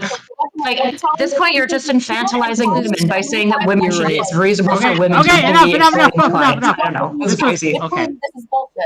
Infantilize women hour. I love rad fans. Okay, I gotta go. Sorry, Okay. guys. Bye, Kyla. You think they're dumbasses. Yeah. I'm sorry. What I will say is that I think a Please. lot of you guys are liberals in here, so you're like choice, freedom. Don't put your government in my prostitution.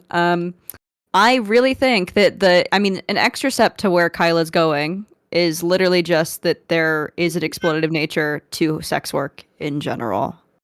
That is just true. And I will say this again. If we want a healthy, I'll use even Brittany's wording, if we want a healthy world, statistically, we know that monogamy is very good. Crime rates go down. Birth rates go up, right? That's very good for society. That's very healthy, right? And when healthy is so subjective in your world. I don't know why you have to have babies to be healthy, but okay. Well, when we're talking about like a healthy or a happy economy, so like if we want Social Security to work, baby workers. Like I think it's unethical to have a baby to be a taxpayer. then why? Okay, I don't. Whatever. I just think that like even like less crime, right? Less crime, less rape, less resource guarding. In a world where we'd like to have more social institutions, less poor people.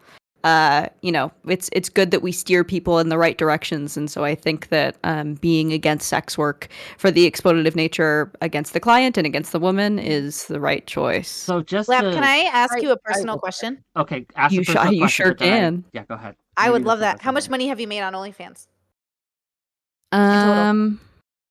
In total, probably just under $1 million. How do you feel about that? Shit. Baller. Good and bad. It took me out of I was a survival sex worker and then I became a choice sex worker. So, but now I also feel very guilty and very dirty. You can offload your guilt by donating to me, gang. I'm just letting my you know God. right now that is a thing you can do. But I wanted to explore this a little bit, right? Because earlier you said something, Lav, that you and Erudites positions were different, and I wanted to kind of dig into that. Maybe we could take the conversation in this direction. Can I just quickly back up just for a second?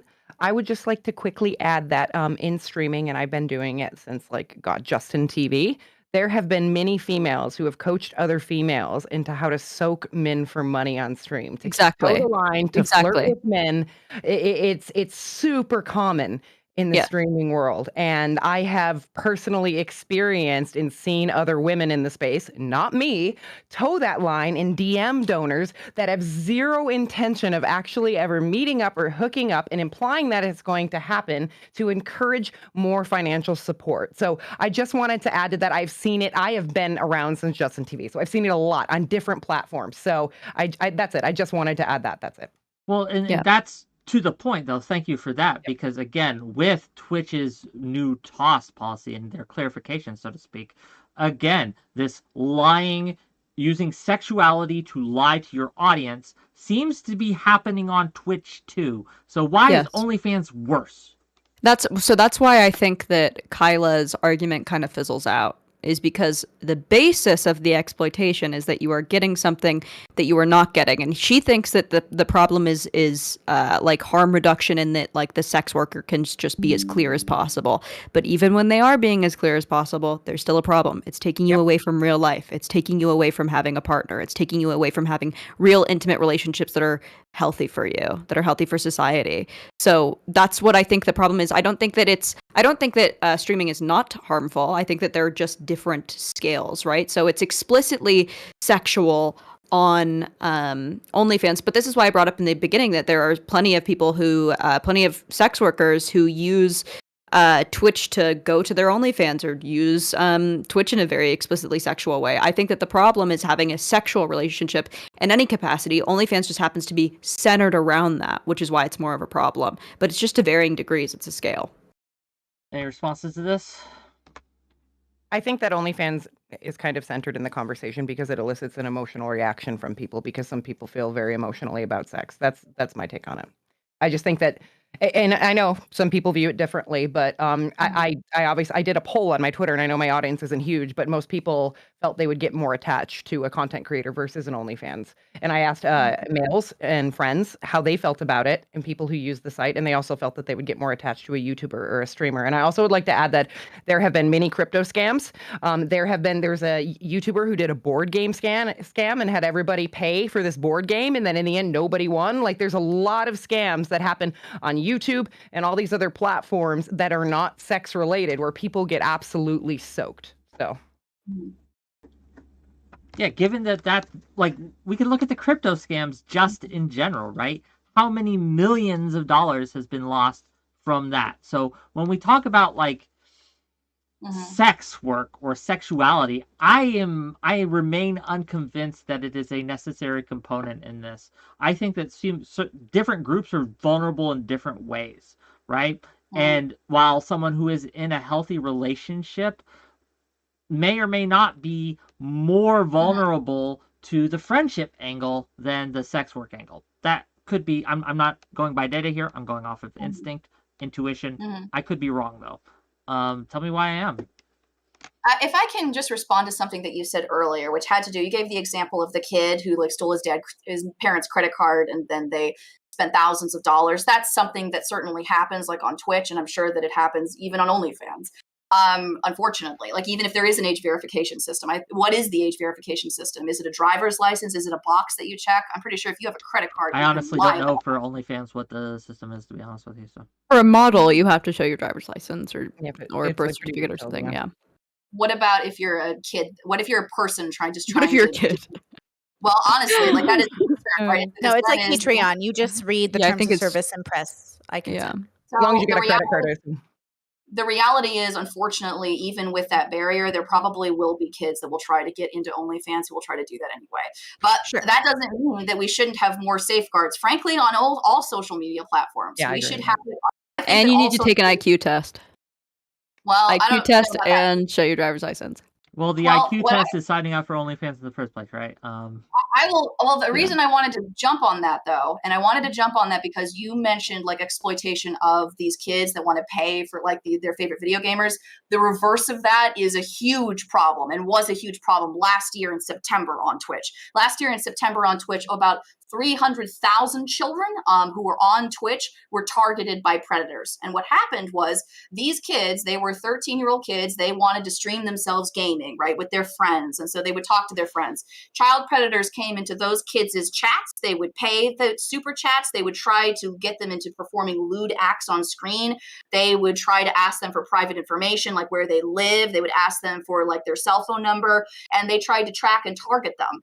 And so the reality is these platforms, like across the board, regardless of whether or not it's OnlyFans, Twitch, or Twitter, regardless of what it is, we need to gatekeep all of them better. No child under the age, no kid should have access to any of this. It's clearly not safe. We've known that it has huge impacts on kids' mental health, and we've known it for years. We've known it for so long. We need to take a stand and ask these companies, instead of banning one person. We can't let these Jewish pornographers get away with it.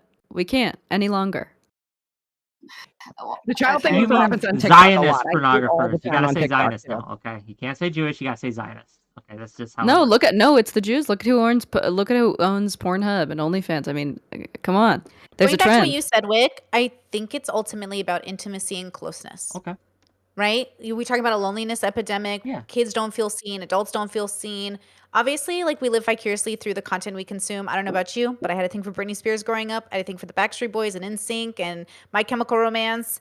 And as a teenager, did I totally fantasize about them? Sure. And then you grow up and you get over it because you realize they're people and you were just having like a childhood crush. And I think the only difference here is that there's more accessibility to the streamer and to the model, right? Depending on how they run their businesses or how famous they are. And ultimately, this could either lead to the best circumstance in the world, like falling in love, or the worst circumstance in the world where you're being exploited.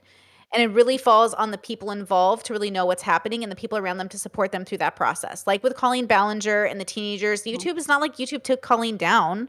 It's not like, those text messages leaking mattered. You know what I mean? All that matters now is that parents need to be more diligent about who their kids are talking to, and that the people who are consuming products built by a business, a model, need to be aware of what they're consuming, right? Like as a person, as a streamer, I'm trying my best, but I can't literally shoulder the burden of everyone's mental health. Like, that's not my job.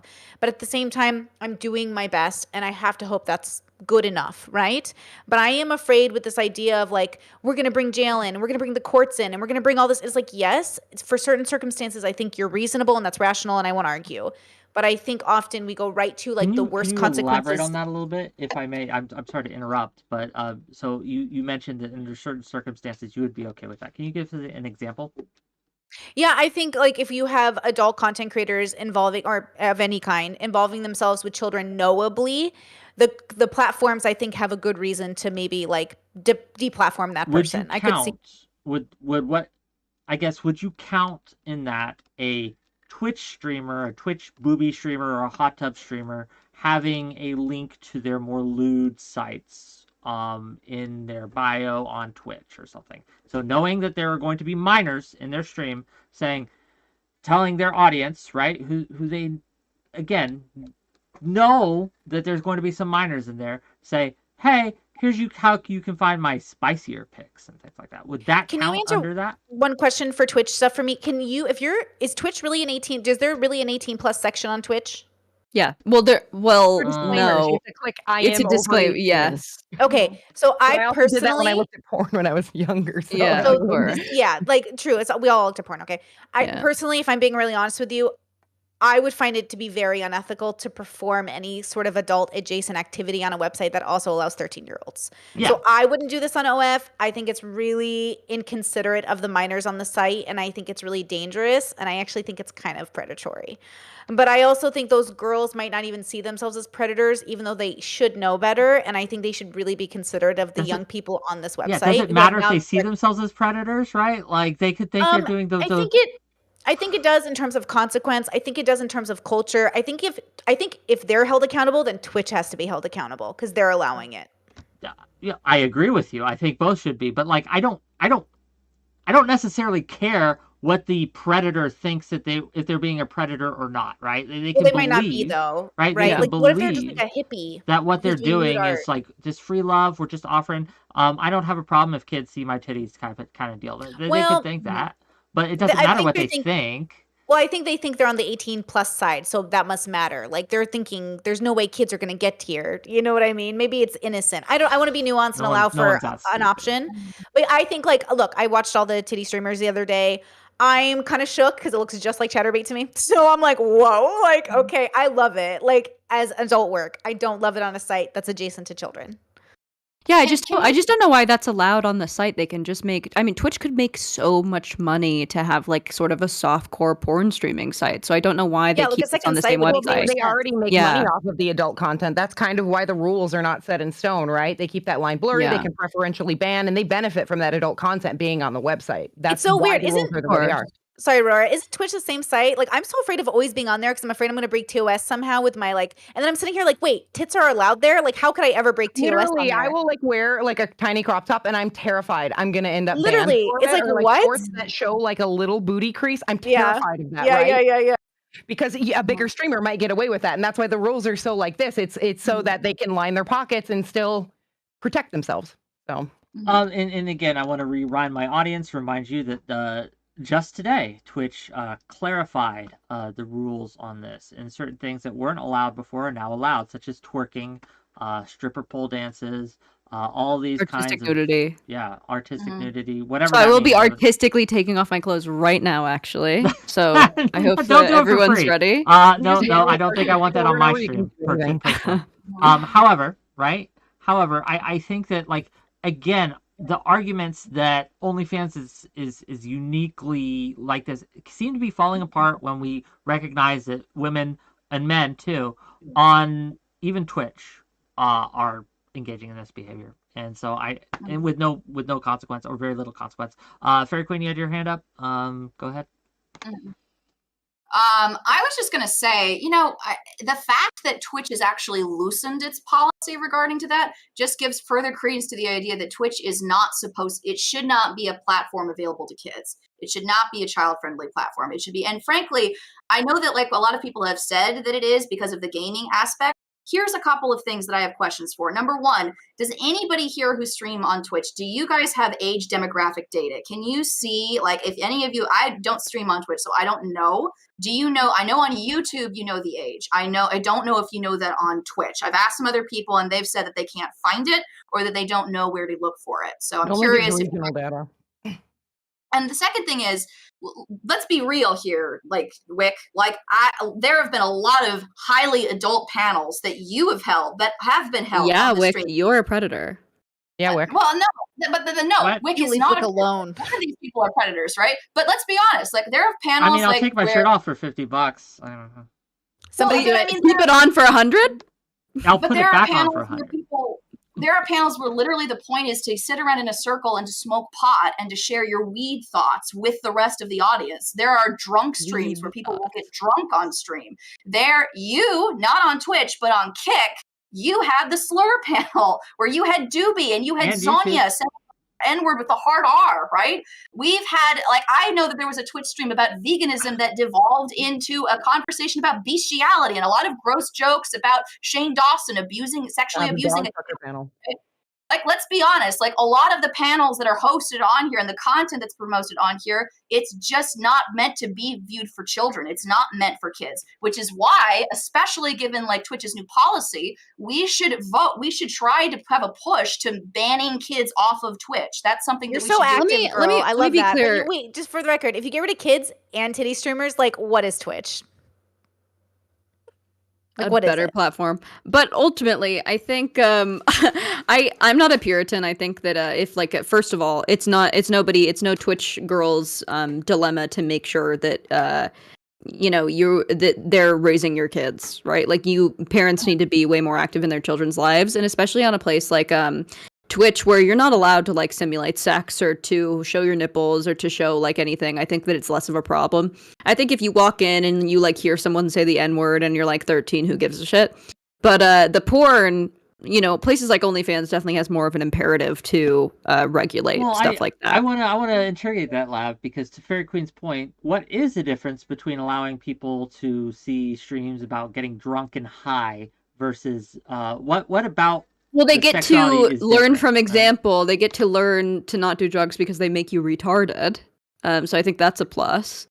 But yeah, I just think that there are certain things. I mean, I'm not a doctor and I'm not a child developmental psychologist, so I don't know like what the line is for children, but I know that like, just seeing someone's breasts is unlikely to traumatize you or make you feel any sort of way. But simulating sex does, right? So like a child seeing their family's nude body is different than a child walking in and seeing their parents like monkey fucking each other. You know what I mean? Yeah, but let me ask all of you a question, okay? Like, this is a genuine question. Do any of you have relatives, children, younger brothers or sisters who are about like 15, who are about in that age range? Do any of you have a could be a nephew, could be a niece, could be somebody in that age range? Yes. Okay, I have. Does anybody else? Does anybody else have a relative that they care about that's in that age range? Wait, how old? Any of my family. In their teenage years, so minor, but somebody who ostensibly could have a Twitch account. My sister's 18. Anybody else? So I have right now a 15-year-old sister. So my sister is 15. So she technically could have a Twitch account. I'll just be honest with you. Yes, I would be horrified for her to see a simulated sex act, but I would be absolutely appalled if to find out my sister was watching, a bunch of adults getting drunk and high or saying the N-word or doing all of the many things that we do on this platform. And I don't think that there's anything wrong with producing adult content. Would you be equally horrified on these two things? If you found out your sister was watching a panel where someone dropped the hard R, you would be equally horrified than if you found out that she was watching a panel where they were simulating sex acts. No, I would not be equally horrified, but I will tell you what I would be equally horrified if she had a Twitter account and she was scrolling through all of the stuff about Hamas versus Israel or the stuff from the Ukrainian war, and she was watching people being blown up or people being shot or people like cowering in a corner, which you can find on Twitter. Yeah, the gore is crazy. You can find so many horrible things. There used to be no laws against gore on newspaper, so they would show dead bodies on newspaper for like anyone to see. Isn't that fucking gnarly? I would have to This say is not from my even 50 years childhood, ago. like the most traumatic thing I can think about, I came from the rotten.com era. And that Oh, yeah. shit fucked Best me gore, up. rotten.com. Yeah. Literally, like, or I would go on 4chan and look at gore threats. Like, Yeah, so, like, gnarly. notably, that really fucked me up. But it's interesting. I just looked. Twitch minimum age still 13, despite the rule change. So I find that quite That's interesting. Yeah, I guess they're just trying to make money. There's going to be a push, I think. I think that it'll level itself out. I think that we just have to do some waiting. Just two quick things, and then we're kind of wrapping it up, and we'll get to closing statements, allow you guys to have your outros and things like that. I know some of you have to go. If you want to stay for call-ins, you can. If not, I understand. So two quick things. One, right, on the gore in newspapers and things. I think that there is an argument that can be made that allowing war photography and showing the gore and showing the horrors of war has actually made war less glorified in society and for the public. People being able to see the results of what happens when you drop a bomb, right? Yeah.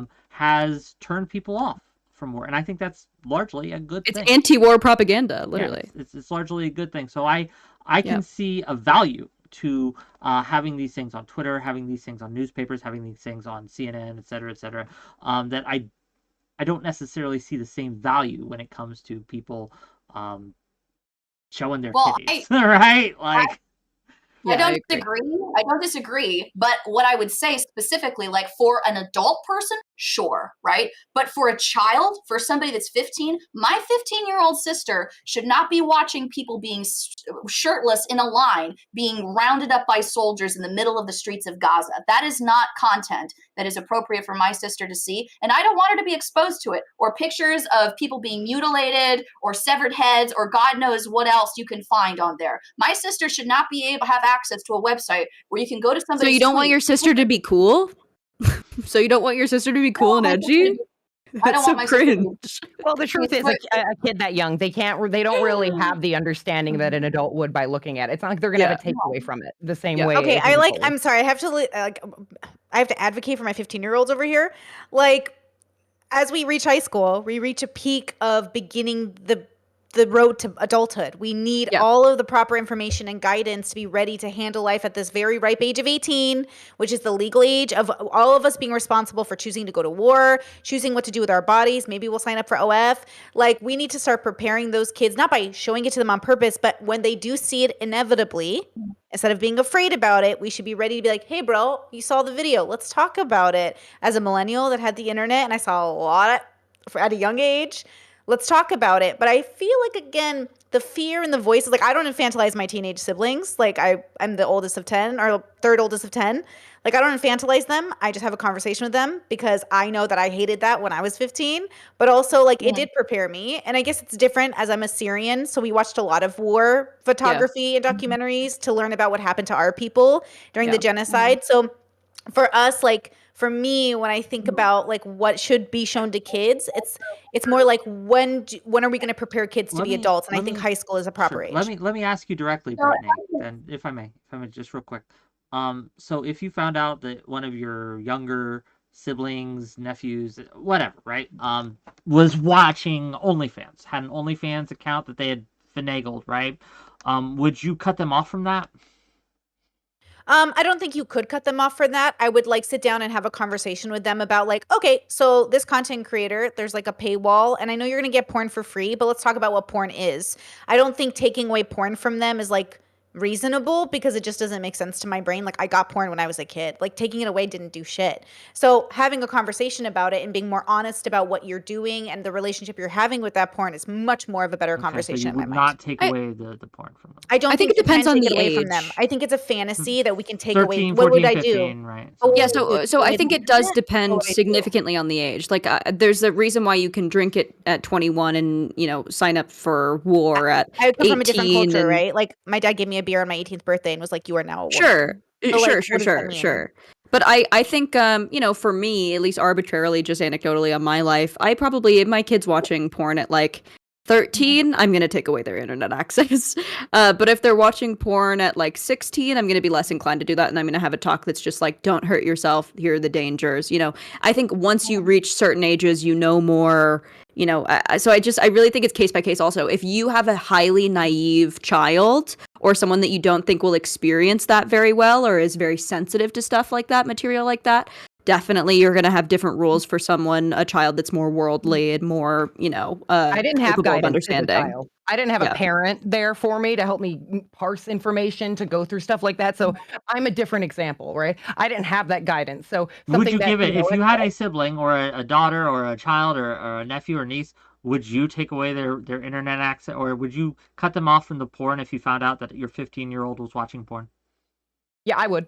Okay, you would? I would at 15. Very Queen? Yeah.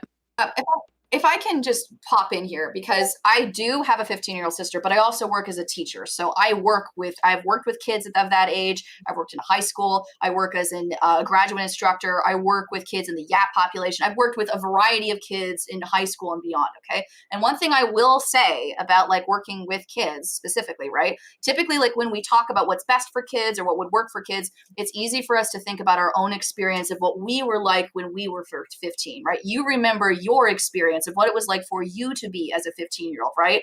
It's an entirely different experience when you work with 15-year-olds, when you work with people of that age population, and you go back and you see exactly how dumb a 15 or an 18-year-old kid actually is. You would be amazed. Like if you like some of these kids that like are 18, 19, like they're my students in my classroom.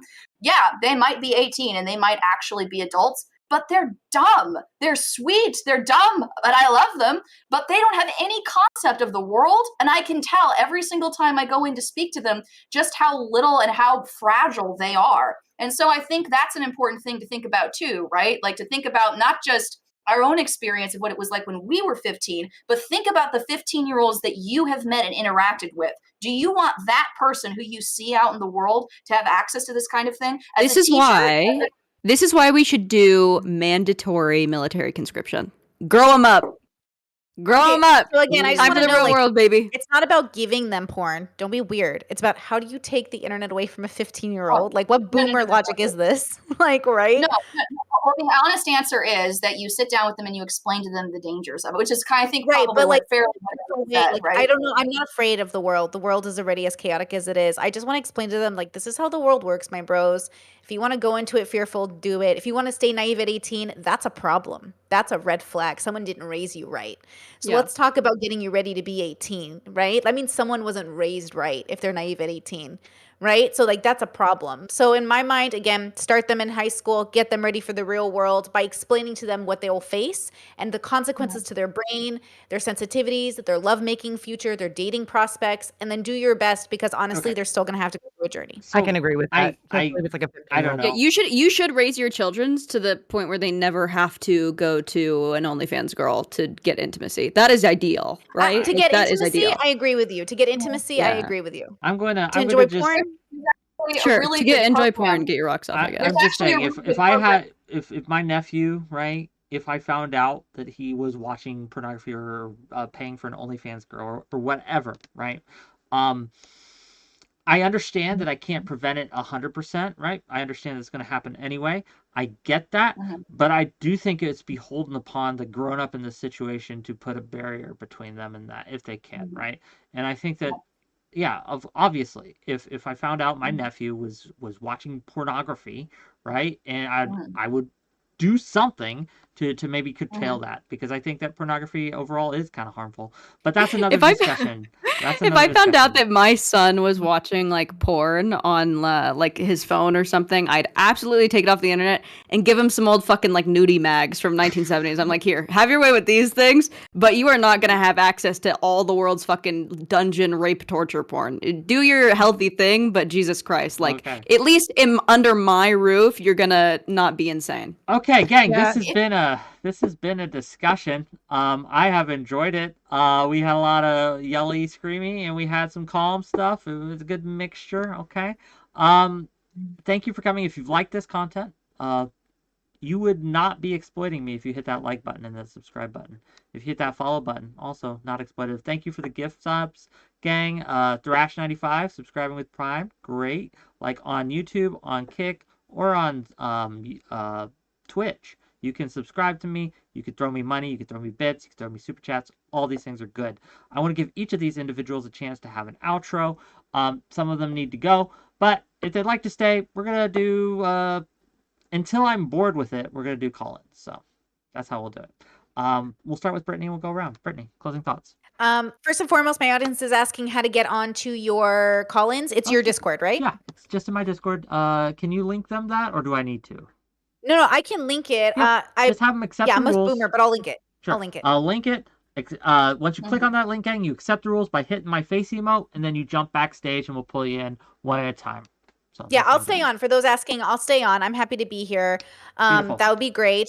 Closing remarks is I think I liked that by the end of the conversation, I think we all could find a nice little like agreement area, which is like we want the best for people and we want harm reduction. And so I think as long as harm reduction is in the forefront of our intentions, I think that's the best I could hope for society, right? Is harm reduction.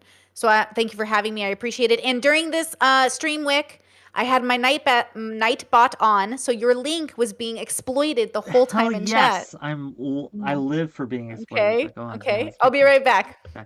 See you later. Thank you for coming, gang. You can check her out. Yeah, give her a follow, give her a sub, all that. Laugh. Go ahead. I'm Lav. I'm Impish Pixie now. Another rebrand. Sorry, guys. I just like to rebrand. I have fucking BPD or something. Just love to do it. And I have a podcast. It's called Bloodbath Pod. I just recently had my latest episode taken off of YouTube because I said the K slur. So 15-year-old siblings, keep them away from my podcast because I be saying those bad words. I do be saying them. Yeah, I am also glad that we all, I mean, obviously we're all here because we want to change the world in a positive way. So that's all you can really ask for, even though mine is a little more extreme. Sorry, I'm a little bit on the neocon side and I want to protect the children. None of you care about children as much as I do. So that's, thank you. Well, thank you for being here. Check it out, Bloodbath, gang, and it's spicy. It'll get you that edgy content you want. Go check it out. Yeah. To be clear, I'm not here to save the world. I'm here to make money. That's what I'm here for. Fairy Queen, go ahead. Hi, my name is Fairy Queen. You can check me out at Fairy Queen's Cottage. I will drop the link right now in Wick's Twitch stream. Go ahead and give me a follow if you haven't already. My outro would be this, okay? We need to talk about the way that the word accountability is used against women. Because in my opinion, like the way that it is used, that I do not believe that the way that it is used right now is a genuine desire for evidence or a genuine desire for accountability. I think that it's used as a way to weaponize and to beat women over the head.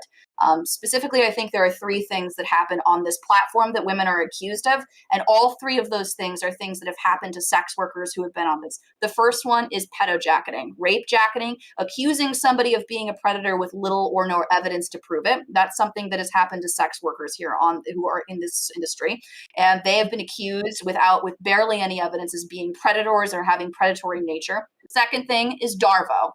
So saying that, somebody is abusive when actually you are the person exploiting and you are the person taking advantage of the other person, but you turn around and you claim the other person is exploiting you. That's what's happened with sex work.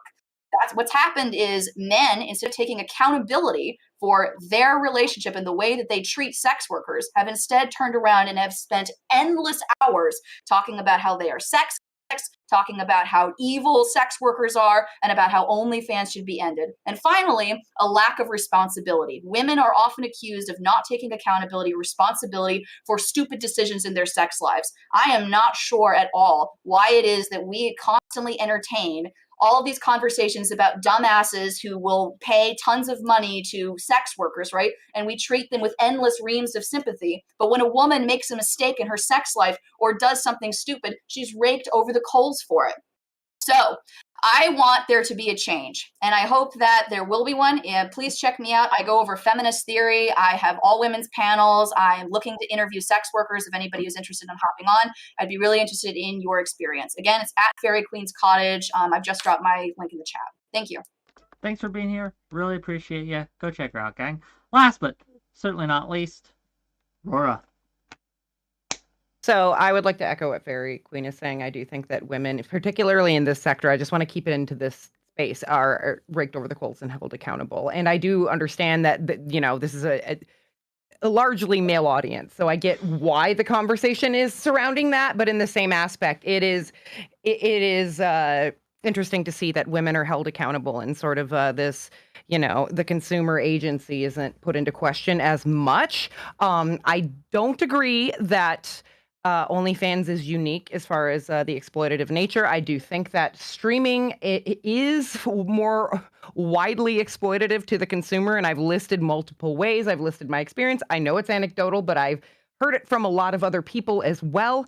And I would agree that obviously I am here for the betterment of society, sex work, and all of that. My name is 𝕵𝖎𝖙, technically on all social media except Twitch. I am just Rora there. Thank you for having me and exploiting me, Wick. I really appreciate it.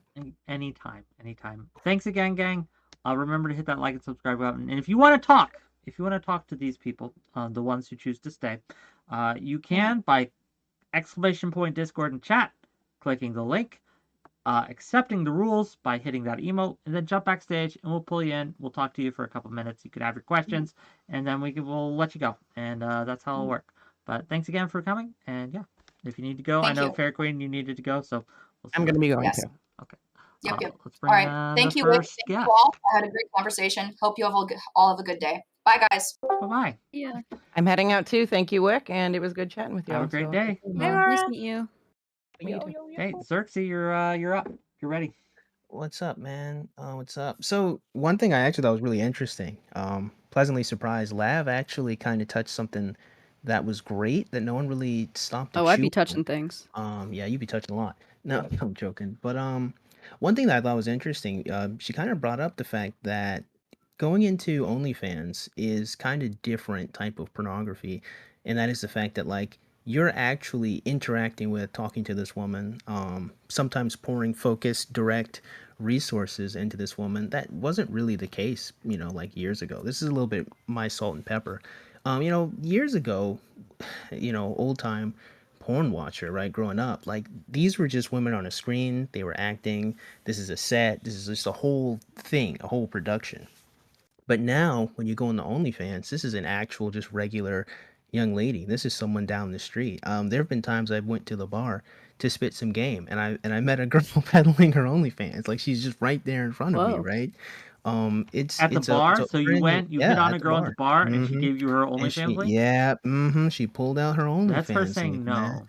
That's That word was of mouth if crazy. I've ever heard it. Now, of course, it's her saying no, right? But like, hopefully, you understand the point that I'm making. The point that I'm making is that a lot of the ladies on OnlyFans now are normal, regular women, and that changes the nature of interacting with that content. I think a lot of people Yes. don't really talk about. They don't really stop and really analyze that there is a reality and a possibility of meeting and engaging with these women, despite the fact that they say there's not. And that's the hook, line, sinker of it. In fact, a couple of years ago, I was talking to this one, she was doing a stream on OnlyFans, right?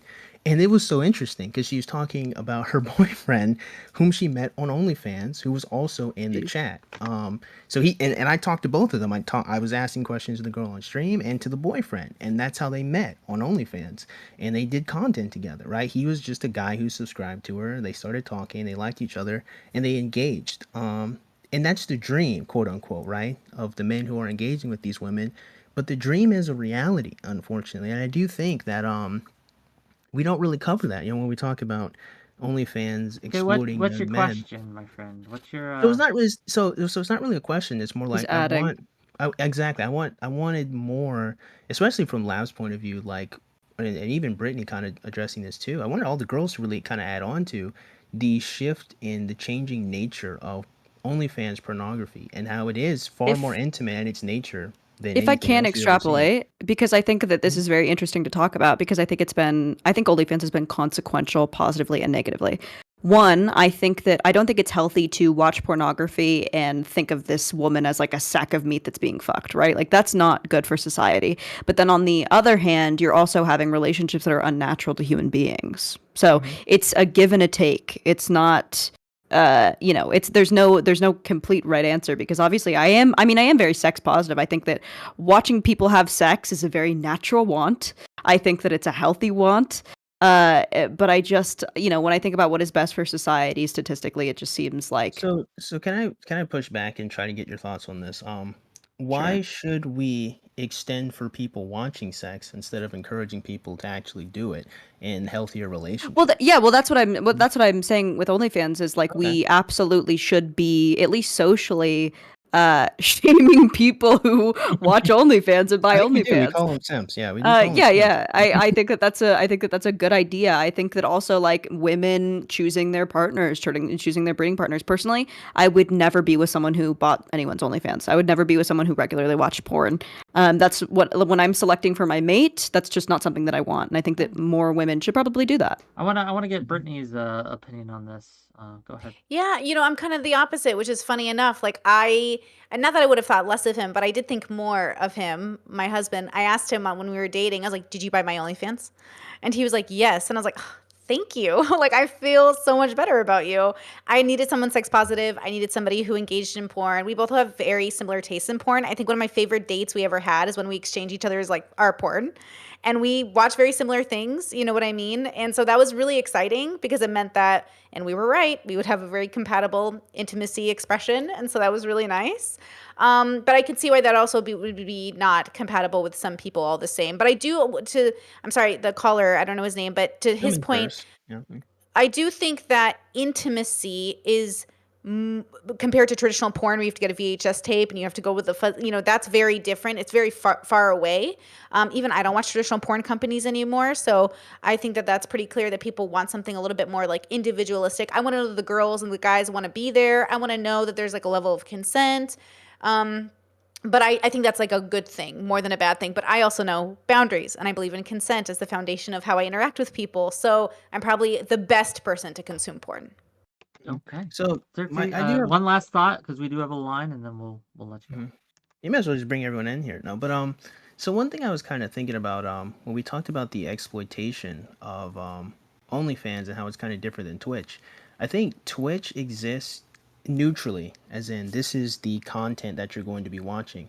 But on OnlyFans, there's always an invitation of openness from the woman. Like if you read the posts that they make on Reddit or on Twitter or anywhere really, there's always an inviting saying that you can be with me, you can engage with me, you can't I think one problem I had with Not So Erudite, and I would love to talk to her about this right directly, is the idea that you can kind of just say directly, hey, this is the product, right? Girlfriend experience. But then forget that these are human beings interacting. And it isn't as simple as, hey, this is just a girlfriend experience. It is also like giving information that you probably shouldn't. Like as like a lot of women, they kind of overshare sometimes. And so that can really blur the lines between like I love that client about women. and between, supplier and client. So my question kind of is, I guess, to leave to chew on, is why don't we look at how these women invite these men into these spaces if we're going to talk about exploitation? And that is, they are preying on men who don't have relationships or married men in sexless Yeah, but they're relationships. also, but there's, I mean, this is a cycle. This is like the Ouroboros where it's like, yes, they're doing that, but also because they need something because it's resources they don't have, right? So it's this like predator prey, good guy, bad guy cycle. There is no bad guy, there is no good guy. It's Then I just would try to make do that the best you everyone. can. But see, so that's kind of my problem, because that would mean we would just already answer the question. It is exploitation. Even the woman in question Sure. is being exploited too, right? Like she's the one Yes. who can be pushed into farther boundaries, or have her boundaries pushed and go into deeper and deeper stuff Okay. due to the wants and needs of the men she's trying to advertise to. Sure. Like there's lot. I think the nature, honestly, is that it is exploitative, and I think it probably should have just discussed that a lot more. Well, We should Xerxes, just kill thank you for everyone. coming on. We might open it up as an open panel after, but for now we're just gonna do one-on-one call-ins. So I'll see I you got later. you. All right, my man. I'll bring people on in the order I saw you arrive, which won't be What perfect. a nice young but that's man. what we're gonna do. I don't know if you saw his previous appearances on my panel. I'm not sure if you changed your mind or not, but No, what is he like, pro rape? well, his What last would make me not like him? no, his last debate was women lack honor, and he I might advocated for agree with things. that. Anyway, but maybe. But let's bring it on in order again. I saw you come in. It's not perfect, but we're gonna do our best. I'm scared. You're live. What you got? Hello. I hope your stuff's ready, because if it's not, we don't have a lot of time. So, oh well, wonderful. Nice. You shot a shot. You're live. What you got? Hello. Hello. Hopefully my work. Yes, my mic- you are working. What you got? What do you got? What do you got for us? Yeah, I was going to ask Ferry a question about like her 15-year-olds are dumb and stuff, but like, I suppose I could kind of ask maybe Lav or Brittany, because I think they talked about like banning porn and stuff. Like, what do you think would be an appropriate age for, I don't know, like adolescents to start viewing? Because obviously they're going to start viewing it regardless of like an age gate on a website or something. So I feel like, I don't know, like most guys probably. Okay, maybe I'll ask it this way. So I first saw pornography when I was 11 years old. Do you guys think that's too young? Yeah. Well, here's the thing. I think that 11-year-olds have sexuality. I don't think that 11-year-olds are devoid of sexuality, but I think that a healthy 11-year-old sexuality is seeing a teacher you find is very attractive, or maybe an aunt that has very big breasts or something like that, like something that is very naturally piquing your curiosity, interest, rather than having a whole huge world of pornography at your fingertips, right? So like something simpler or something, freakier, because our sexualities are freaky. We're human. But the porn thing, I think, probably isn't appropriate until about 16. So 16's your age. What do you think, Brittany? Was 11 too young? What age would not be too young? I think I got to give a little bit of a blurry answer. I think everyone's journey is different, and I got into porn pretty young, and I don't know if that was good or bad for me, but I had such a positive experience with it, but I'm not sure I'd be comfortable advocating for the age. It was so young, and at the same time, I'm not going to say that it's the end of the world. I just think Are you that comfortable sharing how young? I'm just curious. yeah, I was like 9, maybe 8 or 9. I was really young. Because the moment we got a computer in the home, the moment I got access to anything, and I got caught a couple of times and blamed it on my brothers. I'm so sorry. But I was so embarrassed as a little girl, but I'm so sexual. I'm so allosexual. I have a pretty high sex drive. So I was always curious, and I was reading books on reproduction, and I was reading books on how to have a baby, and my mom wouldn't answer my questions. So I Googled, girl. I got on the internet. I don't even know what the internet was called then. What was it? AOL? I don't even know. But it was like my friends and I, for sure. I mean, at 15 years old, I was on like chat websites with adults, convincing them not to have affairs. I was like so autistically lecturing everybody.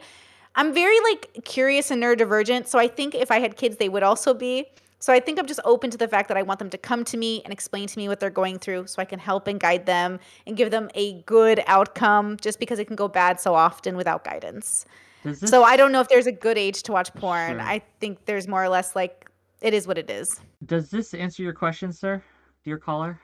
Yeah, like broadly, yeah. I think maybe it could be like different for men and women, maybe, or culturally it's different, because obviously, like across the world, you see like different ages of consent, different laws for drinking. Like America, it's like 21. That's like the highest in the world, whereas like in Europe, most of Europe, it could be like 15, 16. Like you can see different. Yeah. Rates What was the age of development. consent in Japan? Was 13 until like last month. Yeah. Pretty crazy. Yeah, I don't know. Like I think that's too young. Maybe I'm old. Maybe I'm an old fuddy-duddy right-winger neocon or whatever. I don't. No, think of people course, should no. be You're consenting at making 13. prescriptions based on the world that you live in. They live in a different world, so things are just different to them. They might be ready at 13. To do what? Who's to say? Like, To have sex with each other? Oh, To have sex with the I don't know like about Fairy- that. I don't, Fairy I was don't saying, what like, I imagine having about- kids doing stuff. So Fairy was saying like, she's saying like 15-year-olds are really dumb, but like I think like people are mostly developed by around like they've gone through puberty at least by like 15, 16. So they probably like have the brain capacity, but not the experience. So it's Yeah. like you definitely need, to have sex with each other, maybe not to you need have to be sex like with an adult. exposed to experiences in like a safe way, and then you develop. You become smart through that. I don't think you're any less capable as a 15 or 16-year-old. You just don't have the experience yet. So I think Well, that's all I'll thank you. say. I'll let someone else come in. Yeah, thank you for calling in, sir. 13, gang, really? No. I'm I'm like no. Not to have sex with an adult, but you could be 13 and have I sex with would another 13-year-old. say that the dangers of sex, and there are dangers of having sex with people. Like you can get pregnant if you're a woman.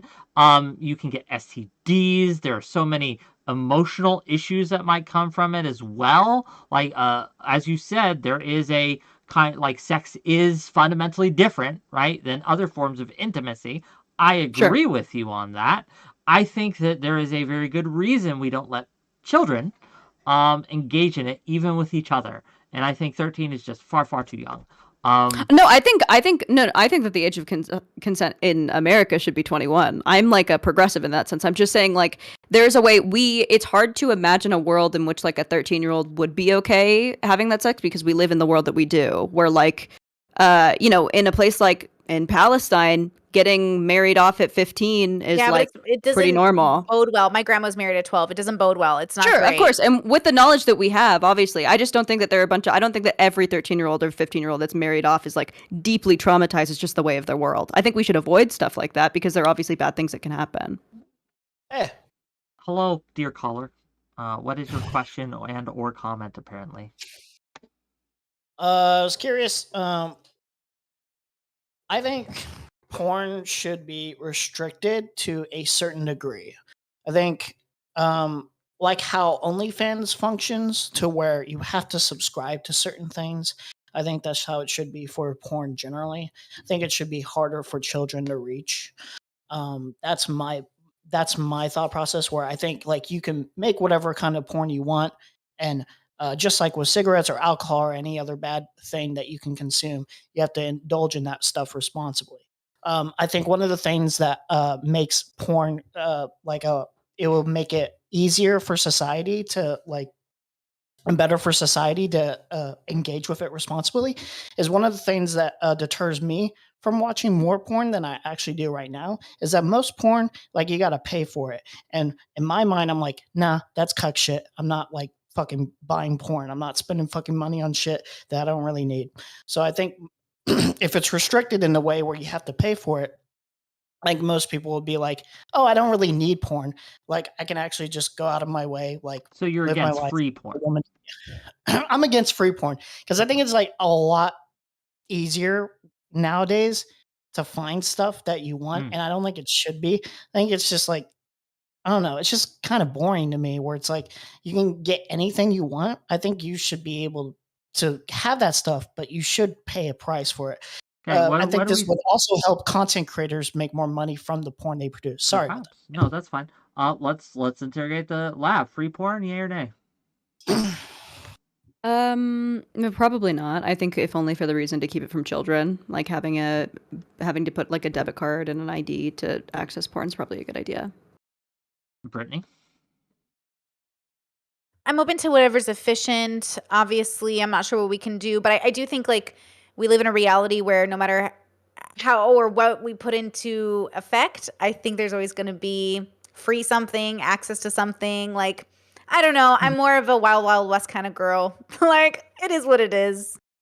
I think there's an argument to be made that it would be a limiting of free expression in a way that if we like got rid of free porn. But I'd also argue like, well, if that was the case, if you made that argument, you'd have to say like that television shows or any other pieces of art that are made should be like free also, which I also don't think. My problem with this take would be simply that if you put it behind strictly a monetary gate, all that really does is make sure that poor people don't get to consume as much porn, right? Exactly. And that Oh might God! be a And then they problem. have sex with each other more and breed more, and they're Do straight on they? to resources. Jeez Louise. Well, do they? I don't know. I do think Without that would porn? be I do think that would be an unfortunate side effect for like people that are in those kind of situations. But I also think in a way that like You're willing to sacrifice support in this case. Fair enough. I'm willing to sacrifice. Like I recognize that it's probably like fucked in that circumstance, but I don't feel too bad because in the long grand scheme of things, I think like it would be a greater net good than it would be a bad. Yeah. That's pretty much my take. Well, thank you for calling in, dear caller. Oh, you gotta be careful. I don't know what your views are on platforming Thorpe's, but one of them in the backstage, Ben Thorpe. So If you're gonna kick He's him coming out, to kick him out accost now. me. I'm not. If he yells at me, I'll leave. He knows I hate him. Is Okay, this He's a- coming to back talk to to- me. Hold on, is there a- I'm is- almost positive he's coming to Okay, talk to me. do I'm not either of you sure have a yet. problem with having him on or no? Not really. If you have one, tell me, and I won't bring him on. I'm not a fan. I think he's severely abusive and dangerous, but it's your panel. I'll be quiet. Don't be. Okay, how about this? We'll I bring think him it'd be on- funny. We'll bring him on for a little, and if he's too much, I'll just kick him out. Is that good? And you can tell me if he's too much. Just DM me, or I don't know. You say it. Okay, cool. Yeah, well, just Bye, Emery. Oh, he was about to say something. Oops. Oh, well, sorry, Emery. Men I'm don't sorry, I get love to you. speak. Okay, trial basis. What you got? Hi, Ben. Hey, what's going on? Hi, You're Ben. live. Wait, what? Oh, I'm here. Okay, sorry, I lost it. Hey, what's happening? Okay, here I am. Hey, I just wanted to talk with you guys a little bit about this thing of exploitation. I really don't understand what you mean by exploitation. I understand exploitation of like people in third world countries who, you Like know, a Peaky Blinder. What's happening? I just woke up. I've been on a long road trip. Nice. But yeah. Like Lav, you said you're a survival sex worker. What are you talking about? I was a survival sex worker. Yeah, well, that's So the only way you could survive in America. when I was 18, I had a felony charge on my record. I lost my job, and I Yeah. didn't have any way to make money. So it was the middle of December. I was living you out of my would- car. You'd have died if you didn't do porn. No. Well, I wouldn't have had any way to house myself during the winter. Well, there are agencies, of course. Churches, charity. I mean, it's not. maybe. I understand in Bangladesh, But I think there's also a level of pride. I think. I mean, obviously, it's not porn or die. It's a little more nuanced not than in that. America. Sure, it's a little more nuanced than that. But I think There are when other we things say you could've- survival sex work, it's like you have very limited options, and you're doing it out of a place of. Yeah, of it was a need. better. You felt it was a better option than your other options. But I mean, there are other things you could do at age 18 as a beautiful young woman in America. Let me ask you this, Ben. Sure. That's what I'm saying. I don't see the exploitation either way. So you Like, don't think that sex work is exploitative in either direction? I actually don't think it's work, to be honest. I do think Sure. I don't even do you know what think you're talking. pornography or OnlyFans models, whether you want to call them work or not, do you think It's degrading. exploitative? It's degrading activity. If you're talking about real pornography, yeah, it's degrading. No, I'm But, I mean, asking, do you think it's It's, exploitative? I don't know. Go ahead. I'm sorry. Go ahead. Yeah, I'm asking, do you think it's exploitative? Do you think that this kind of behavior is exploiting in either direction? Whether I think it's degrading, but I think you're degrading yourself. Like prostitutes in America are like, I think people who have like kind of a death wish. No one would go into that work unless they were crazy to get into a car with a random stranger to have sex with them. It's crazy. You have to be out of your mind. they'd have to be pretty desperate, no? No, you have to be crazy.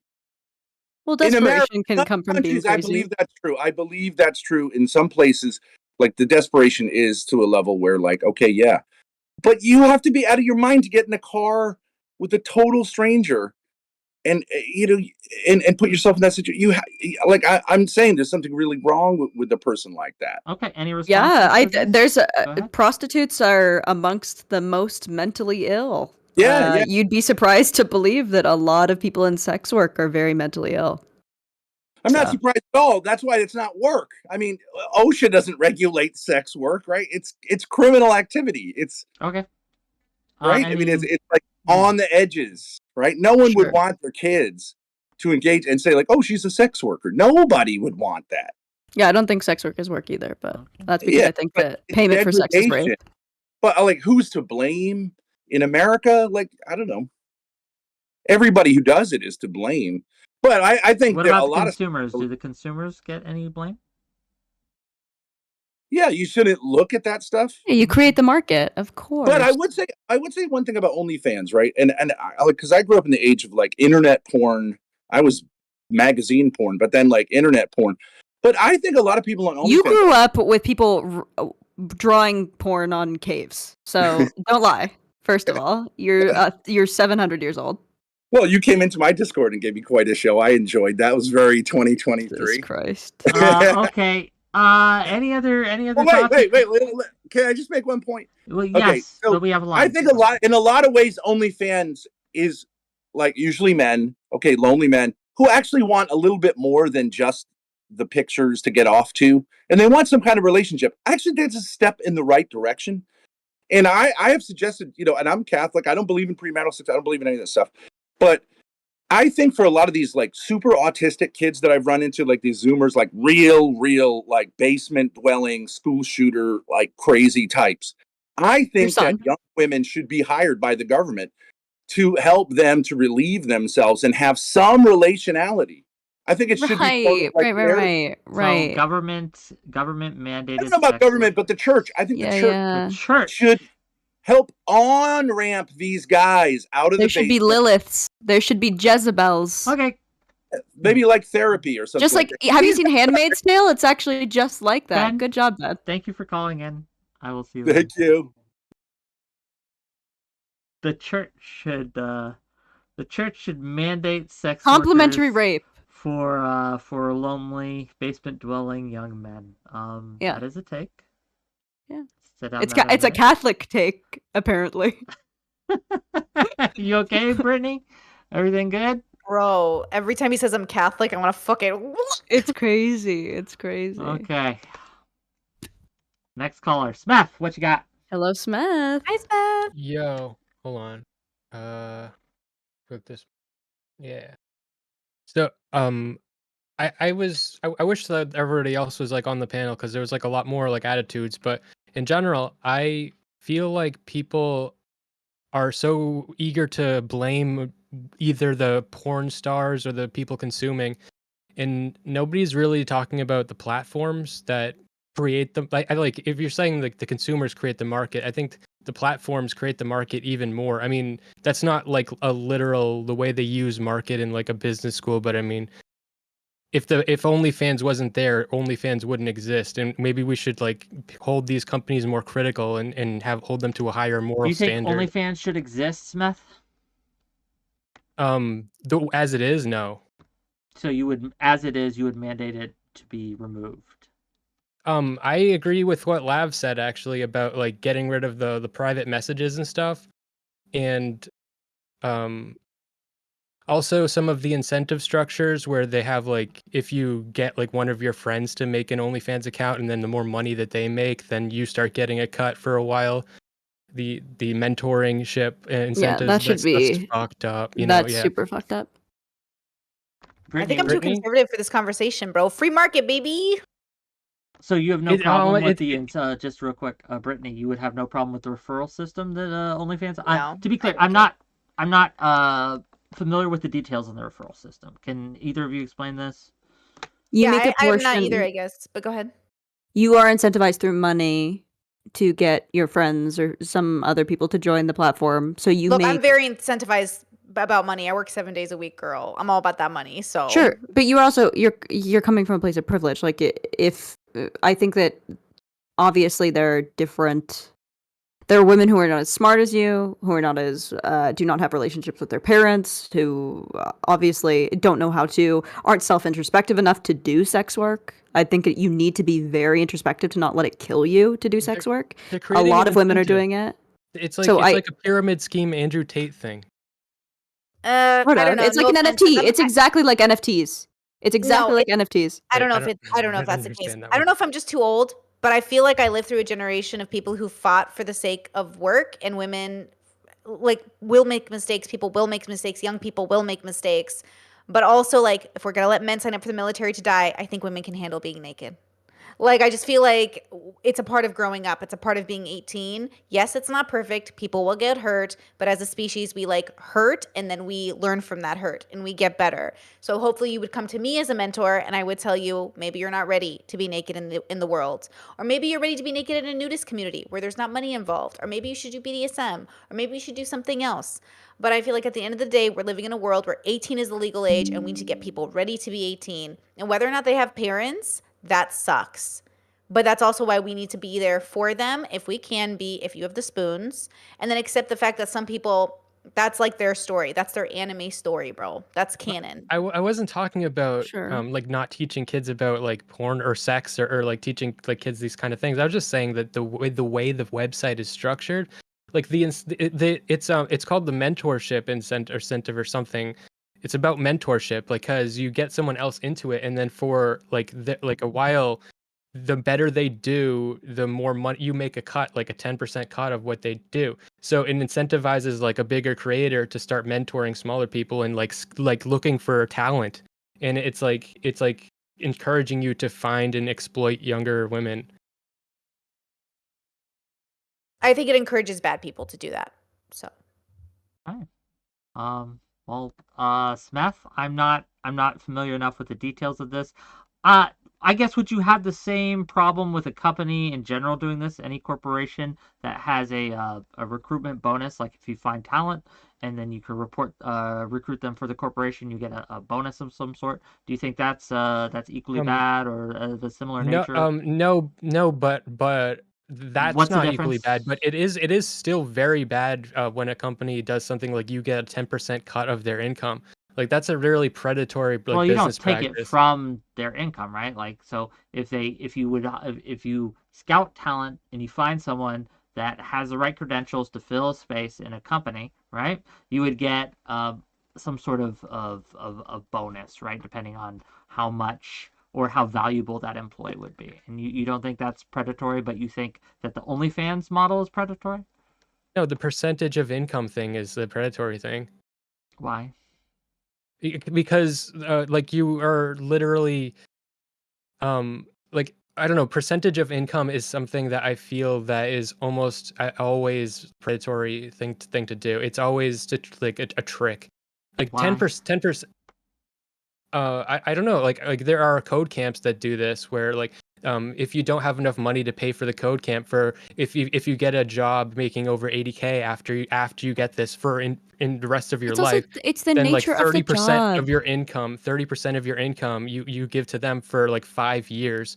And like what that equates to is like 20, 30 times more what you would have paid in the first place when you're making that much money.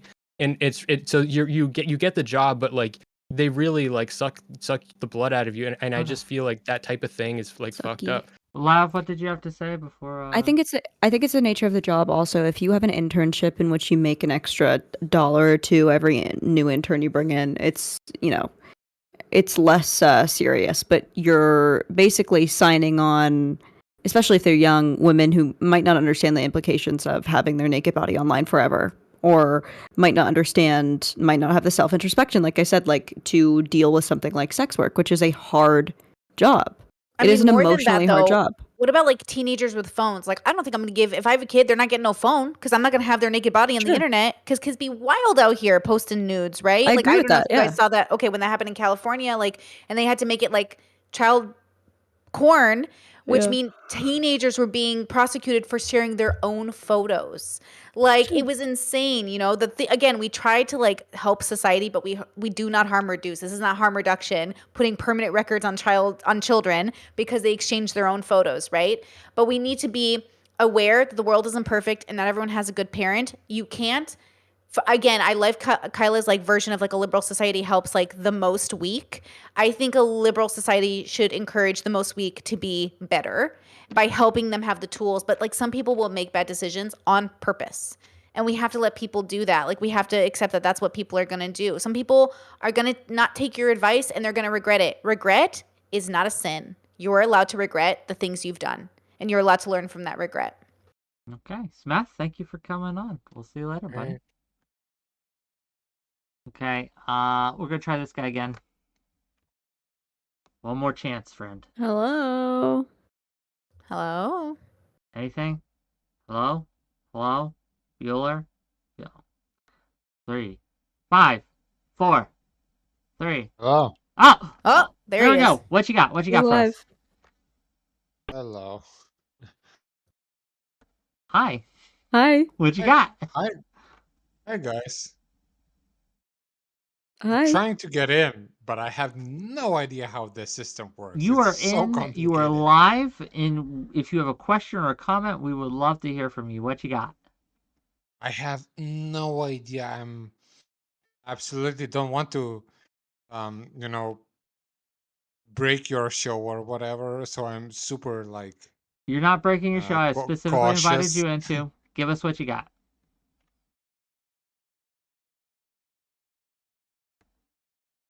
Anything?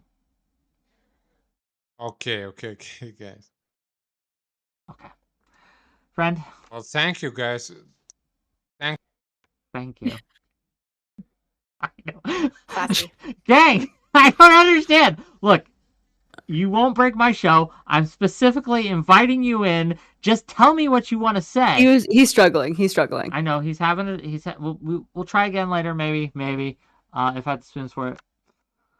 Oh God, I'm using spoons again. Brittany, you're rubbing off on me. This is work Oh, crime. I love rubbing on other content creators. Ah, God damn it, Admiral, what you got? Hey, how you doing? You doing all right? So first, I want to ask after that one guy came through, y'all fans of the church-regulated sexual communism? Is that something y'all think we should implement? No. No, not fans. All right, cool. Just making sure. All right. So earlier, I don't remember which one of y'all said this, but y'all said that y'all mentioned sex work doesn't count as work. All right. So I guess what is y'all's threshold of this, right? So if someone coded an AI to write responses for OF workers, or an OF worker coded her own AI to respond, does that constitute real work? Because I feel like that still counts as sex work to some degree, right? I mean, anything is work. You like you folding your laundry could be work. It's a matter of what you think should be. Like I don't think that, especially like prostitution, I don't think it should be a job to be a prostitute. I don't think that consent is money. So I don't think that that job should exist. I think that it's criminal. I don't understand how you could have any job. Like I don't understand.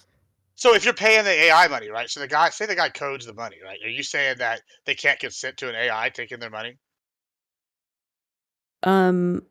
Well, I've just said prostitution is so sex work is like a bunch of different things. I think that when I think of sex work, I think of like the obvious prostitution, but with OnlyFans, I think like marketing is a job. So you marketing your OnlyFans is sex work technically. I don't really care about the sex workers like they are in Vegas. No, I don't think that money is consent. Oh, well. I think if you want to have sex with someone, you can just have sex with someone. I don't think that money is consent.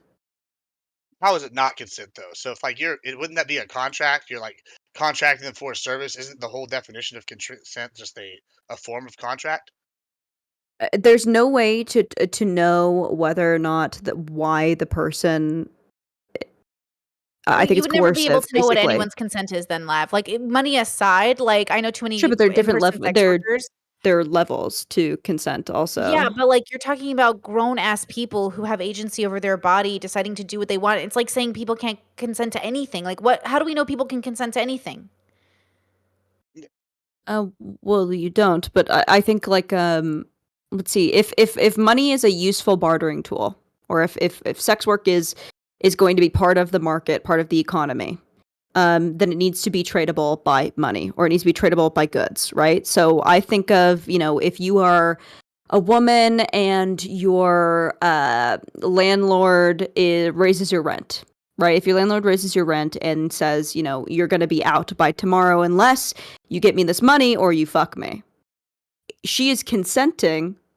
Well, she's like, well, I don't have the money, so I'm consenting because I want to keep my place to fuck you. But the implication there is that we probably don't want to make it okay for landlords to barter sex for rent, right? So there's obviously something different with sex and money because it's not a controlled good. It shouldn't be a controlled good. So well, it is like a controlled good in some places. It's like legal and on the books. So yeah, I don't think it should be. I can understand that perspective of it shouldn't be, but it is, and it's working for a lot of people. And so to like take that away from them feels pretty cruel and unnecessary. Well, we take selling drugs away from people also. I don't think we should. I think people should have the right to sell drugs. Yeah, so I do. So I think this is just like a, our own personal. I wish Croatia would sell drugs to me. Yeah, I just don't think that people should be able to sell drugs legally either. So like not even marijuana girl for my chronic. I have fibromyalgia. Hold on. What about like the government selling drugs to you? I feel like that. I mean, it might be better to have mandated like certain regulations around it, right? Rather than privatize regulations around like marijuana. But yeah, with marijuana, I think it's different, right? Like, I don't think that marijuana is obviously not like addictive. If you have an addictive personality, if you have But compulsion, marijuana maybe. has a lot of But I'm consequences. saying like opium, probably should not be like Again, we illegally can or talk should not about be harm sold by. reduction, but again, like I'm very pretty. Prisons have too many people in them for very silly reasons. You're So if right. we We should want, start killing them. What? Okay, Lab's just being Lab. Okay, Gibbs, do you have any other questions or comments before we let you go? Yeah, I had one more. So I mentioned somebody earlier talking about the age, the average age. I don't remember who it was, but I said the average age was about 16 or something would be a good age to consume porn. I kind of had a question about that. So the average life expectancy for thousands of years is like 33, right? And then we kind of start getting more civilized, and then for about probably pre 200 years ago, the average person lived in a one-bedroom domicile with their family, and multiple people were having sex under the same roof, well, possibly while like their kids were there. So would y'all say that it's more damaging for someone to sit there and be in the same domicile as their parents, seeing them have sex, producing their you know future siblings, or to watch porn at 16? Which are before 16? Which one's worse? So I don't think it's just watching like one porn movie, right? Like I think that it's actually very healthy to like have like a VCR cassette tape of like your favorite porn and go back and watch it if it's if it's healthy, passionate sex between two lovers, right? Or watching your parents, I don't think is like especially traumatic, even though it's uncomfortable. But I think it's about having access to boundless pornography, which is a problem. What if Because that messes with your brain. Animals? Like, what if they're like rabbits, fucking all the time? Well, you're still watching just two people have sex, which is different than watching a ton of people have a ton of different sex. Okay. Brittany, any thoughts before we let him go? I don't even want to imagine my parents having sex. God bless them for No. having 10 kids. Good for them. Okay. All right. Well, thank Yeah. you, Wick. It's fun. No, thanks. Thanks for being here. What you got? Nothing like it comes to Ditto, money. Ditto, you're live. You're Hello. live. You're live. Sexy Ditto. That's so cute. Yeah, that's Yes, so what's very up, guys? funny. How are you? Hi. What you got for us?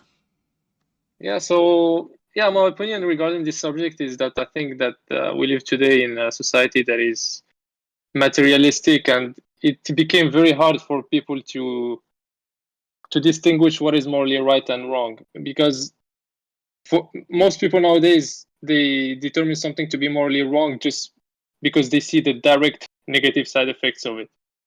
But when it comes to pornography, it's very difficult to see that. It's not like being an addict to heroin, for example. After some weeks, you're gonna notice the difference clearly in your physical body. But when it comes to pornography, it's a mental issue that the negative side effects are psychological, and sometimes it's very hard to see them. Thoughts? But of course, when you see, like, when you start when it becomes an addiction, and you like you start I don't know, losing friends or not going to work. Hello? Yeah, we're here. I don't know of any situations where people are refusing to go to work because they've seen a lot of porn. I don't know. Well, No, this is what I was talking about earlier was but incentive sorry. structure or social structure and incentive structure. So your favorite porn star that you pay for doesn't care if you're showering, doesn't care if you're taking care of your body, doesn't care if you have a high-paying job, doesn't care if you have a challenging job. These are all things that your wife would care about. So if you're someone who is more prone to depression or just lazier, and there's this thing that you can do where you don't have to worry about all of those things, your incentive structure changes. Any thoughts on this? Just by the way, when you say you, it's not me. I don't have this addiction. I was just talking to someone who had this addiction on the chat. Okay. I think in an ideal world, like obviously your wife would care about you, but with the rate of a divorce, apparently someone's not caring about somebody. I would just say that it's okay to go to a sex worker for intimacy or for, very casual, just like looking at people. Remember, not everybody on OF is like doing what you guys think they're doing. Some people are just making cute photo shoots. Like Lana Rhoades, one of the top porn stars of the world literally came back to OF to do like really classy nudes. And I think that's beautiful. And I like that she's having a new relationship with it since she had a very destructive one. And I think that's good to acknowledge that she's allowed to come back and do it different. So again, some people just like to look at, like, do you ever go to a Seattle Erotic Arts Festival, like nude events, like paintings for thousands of dollars, photography for thousands of dollars of erotic art? It's not porn, it's art. Like, but also No, porn can be art, you know? So again, like how you're engaging with the material is up to your intentions as much as anybody else selling it. You know what I mean? Just because I don't I'm think someone. it's art. In my opinion, I don't think it's art. I think it's a cope to say it's art. You can make anything art just to it's like a joker. It's like an excuse to I say think that that's it's a not less. art. I think that's a less important point because it's so subjective. Who cares about what art is? But what I was going to say is, sorry, I'm more important than you, Ditto. What I was Yeah, no going problem. to say is that I think sexuality is like very important to people. I love posting nude photos. I love people seeing my breasts. I'm an exhibitionist. I like it. I get something from it. I got a lot of my sexuality from having an OnlyFans, but I think that accepting money from it is unethical. So I've decided to just do that shit for free. The problem is, like, you can technically do all that you want like that for free. I don't think that that's wrong. I don't think that that's bad. I think that's positive. Be naked in front of the world. I don't care. But doing the payment thing, I think, is just like a very unrealistic. I mean, I think that we're all unfortunately about to turn into like hypergamous, like Miami daters. Like, that's my fear, right? Is that we're all just going to be like, you know, you pay for a girlfriend in real life now. So now it's not just OnlyFans. Now you pay for, like, the average woman now wants this money, this payment for her role, her sexual role, which is, I don't know. I don't know if that's moving in the right direction. But like when you have traditional gender role relationships and a lot of women do choose men to be providers, they are kind of saying, I'll exchange sex and to take care of your children for marriage. Some of them. That's why I think they led to divorce. Privatized ownership, yeah. Right. And I think that's why it led to divorce. Look, you're right to say, like, I always say this with BDSM, it's better to do free, consensual, intimate BDSM with people than to pay for a sex worker in which you only see BDSM through the sex worker, because BDSM can be done through consent as much as, like, it's all consent, obviously. But if your BDSM is best had through a sex worker, do it that way. It's about what's best for you. For me, I'm a lifestyler. So I just like to do BDSM with people I love, right? But if I needed to hire a sex worker to do a specific scene, like someone's really good at throwing whips, I would do that. And I think I should pay them for their time because they're doing labor for me. And I want to show them respect, right? It's about respect and dignity. We exchange money in the world. It's a construct and we're here for it. So out of dignity, you know, for people's time, I really appreciate when my callers pay me or pay me, you know, I have an extra fee, of course, if they go over their limit. I appreciate when they do that because they're saying, I respect your time, right? Obviously, my callers are non-sex work, but like still, it's like, out of respect. It's just a respect thing. It's saying, I respect your time, you know, whether you're a sex worker or a doctor or somebody else. Like, we pay people for their time. That's what we do. I guess it's just your virtue and your morality around sex. Like, I would never want to do that. I think that sex should be sacred. Well, I think sex is and should stay sacred. The problem is, Lav, and this away is the from problem I have with Andrew capitalism. Tate as well. This is the problem I have with Andrew Tate as well. You will make money off sex work, become very rich, and then decide it's bad for the world while you're still using and utilizing the money you made off of an industry you claim was so bad. And that's the problem I'll always have is like, oh, so after you're rich, then you'll complain it's not good. It feels like a grift. I'm not saying it's a grift for you, but I know for Andrew Tate, it definitely feels like a grift, right? Well, one, I don't have any of them. I have maybe. You spent $1 million. Did you not have an accountant? Do you not pay? Did it all go to tax? Firstly, yes, it all went to tax. Second, I have multiple people to pay for. I'm not the only person that I pay for. Well, I am now because I can't afford to pay for anyone else. I've given a lot of it away, especially during the Black Lives Matter protests. I gave away an exuberant amount of money. I put those women in their fucking mansions myself. I feel like you pay back your communities then for making money off the backs of like. Yeah, I mean, I feel immense guilt, and so I've given a lot of the money away. So it's not just like a grift, and and I'm certainly not. But I obviously understand. Like, of course, I'm coming from a position of privilege. A lot of women who go to OnlyFans never make the amount of money I do. So obviously, I'm very aware of the place. I would that love to compete with Lab though, if anyone wants to contribute to that. No, but like literally, Lab, listen, like seriously, like in the best way possible. I think it's beautiful you do nude work for free. I think that's great that you're doing it on your time. Sure. I just think it's interesting that money is the thing that you can see being kind of neutral in of itself. I know it's not neutral. I guess but it's just also don't think being- anti-capitalist. I think that there are certain maybe. places where Maybe. money should not go. Like, you have a job. Do you have to work? family. I do work, but I don't make money from my work. It's all a philanthropy.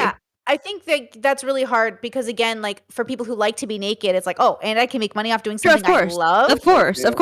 Yeah, Well, of course. No, I understand. I understand being a sex worker. Streamer, as a survival streamer, I do all the money that I make goes to me and to keeping a roof over my head and to feeding myself and to getting, things done. Ditto, did you have anything else before we let you go?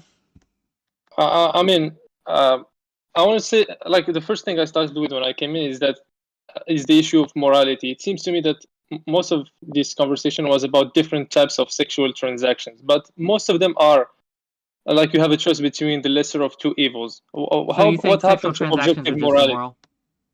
Most of the types of transactions that we talked about in this conversation are immoral, and we know it. We just try to hide it under the curtain of freedom. Of everybody has the freedom to do whatever he wants to do. But we tend to not forget, but we are willfully blind to objective morality. We know that there is objective morality and there is harm that is coming from these types of activity. Are they going to hell? What? Are they going to hell for doing sex work? I'm not talking about hell or heaven. I'm talking about the harm that is causing to society in general. Because Of course, those types of transactions are harmful to society. We described many of them during this conversation. But even those that appear to be harmless are indeed not harmless, because it's like selling drugs that are highly addictive, but they are not very damaging to your body in a short term. But in a long term, they will be harmful to your social life and to your family and to your goals. Sure. Like, I think ultimately what the place that I'm arguing from is that my values and virtues are family, simple life, love, modesty to some extent, right? I'm sort of in a modernity, sort of conservative, like, middle ground. But I think obviously, like, we know that it's harder for sex workers to find husbands. We know it's harder for them to find husbands that will allow them to... I mean, I am in, like we said previously, I think I am in a specifically privileged position in which I found a husband to where I don't have to work, right? I think it's hard. I love that structure, though, for women staying home and being mothers. I'm very conservative in that way. Men going out to work, bringing home the bacon.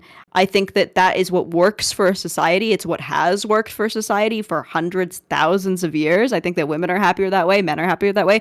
Generally, for the most part, obviously there are outliers. But if we want to live in a world like that, I think that sex work degrades that and makes it sort of impossible. Especially for those women who want husbands, who want to take care of them, and Again, I agree with you on that, but again, you brought up a negative outcome that is only affecting the person, because a sex worker is, like, if you talk to her about the question of the morality of her actions, she will bring these types of arguments, like not being able to find a good husband.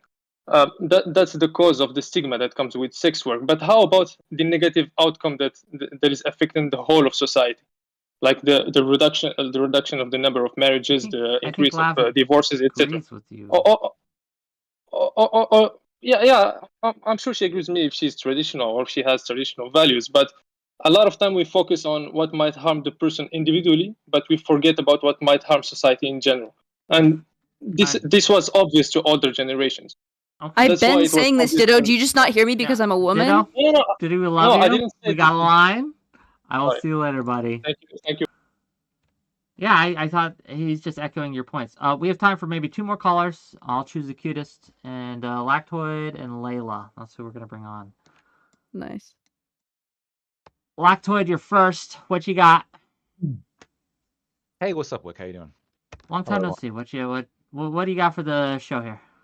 Yeah, so I just want to make the argument that actually sex workers are the exploitators, and that Johns or people who consume sex work are the exploited. Yeah, of course. And I think the only reason why we don't see it this way is because of sort of like paternalistic sexism of, like, women can do no wrong kind of way of looking at things. I think sex workers are very comparable to drug dealers or casino owners. Might be even like a better example, right?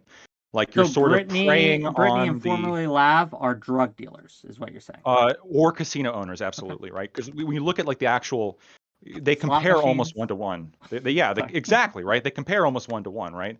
The They idea is compare you- almost 1-to-1, except for the Yeah. fact that there is a cultural subset for women, which is that you will be the like this sexy object in society. So you're almost groomed to an extent to be this like hypersexualized, hyper submissive woman for society, for the men in your life, in a way that drug dealers are not groomed to be drug dealers. I don't think this is true at all. A lot of drug dealers grow up in I don't care what you environments- say. That's fine. A lot of drug dealers grow up in environments where they feel like drug dealing is the only way they get to survive, and they make a lot of excuses, and they talk about a lot of reasons why they feel like they have to drug deal. This is true with most industries that have negative impacts. People always find ways to justify. Sure, but I'm it not to talking. themselves. I'm not talking about what they feel like. I'm talking about how. I mean, do you not think that there is a difference in the sexes and how we're seen, our different gender roles, our place in society? Well, obviously, this is why I started off by saying that the only reason why we treat women differently is because of this paternalistic sexism, right? Like, for example, Yeah, drug creates dealers, the problem, and then you drug create dealers the for- villains. hold You on, create the villains. For example, like drug dealers oftentimes grow up in like broken homes, broken environments and a lot of their role models are, drug dealers or people who glorify drug dealing. Of course, like they're going to feel like compelled to enter into drug dealing, especially when they have economic pressures on them as well. But again, the principle remains the same. Like you have a provider who's weaponizing the reward chemicals in someone else's brain against them and using that to extort money out of them, right? So casino owners will do this when it comes to setting up gambling machines. Like you're abusing the reward pathway in order to soak up their money. Tobacco farmers do the same thing. Drug dealers do the same thing. And sex workers do the same thing, because what you're doing is you have a man, right? Usually, if we're being honest here, who has obviously like chemicals in the brain that are reward pathways that are generated through sexual intercourse or sexuality. And you put out content aimed mostly at abusing that in order to make money. So you can do this either through direct sex work, like having sex with them, or things like OnlyFans, right? Where you put out pictures women in didn't order create this market. to, it doesn't matter. Most drug Yes, dealers it didn't does create the matter. market they're involved with either. Yeah, yes, they do. They create the market. Yes, they do. They get Well, you of course addicted to sex drugs to workers sell you more create a market. drugs. Well, hold on. You're telling me that like people who post like naked photos on the internet are not creating a market to some degree?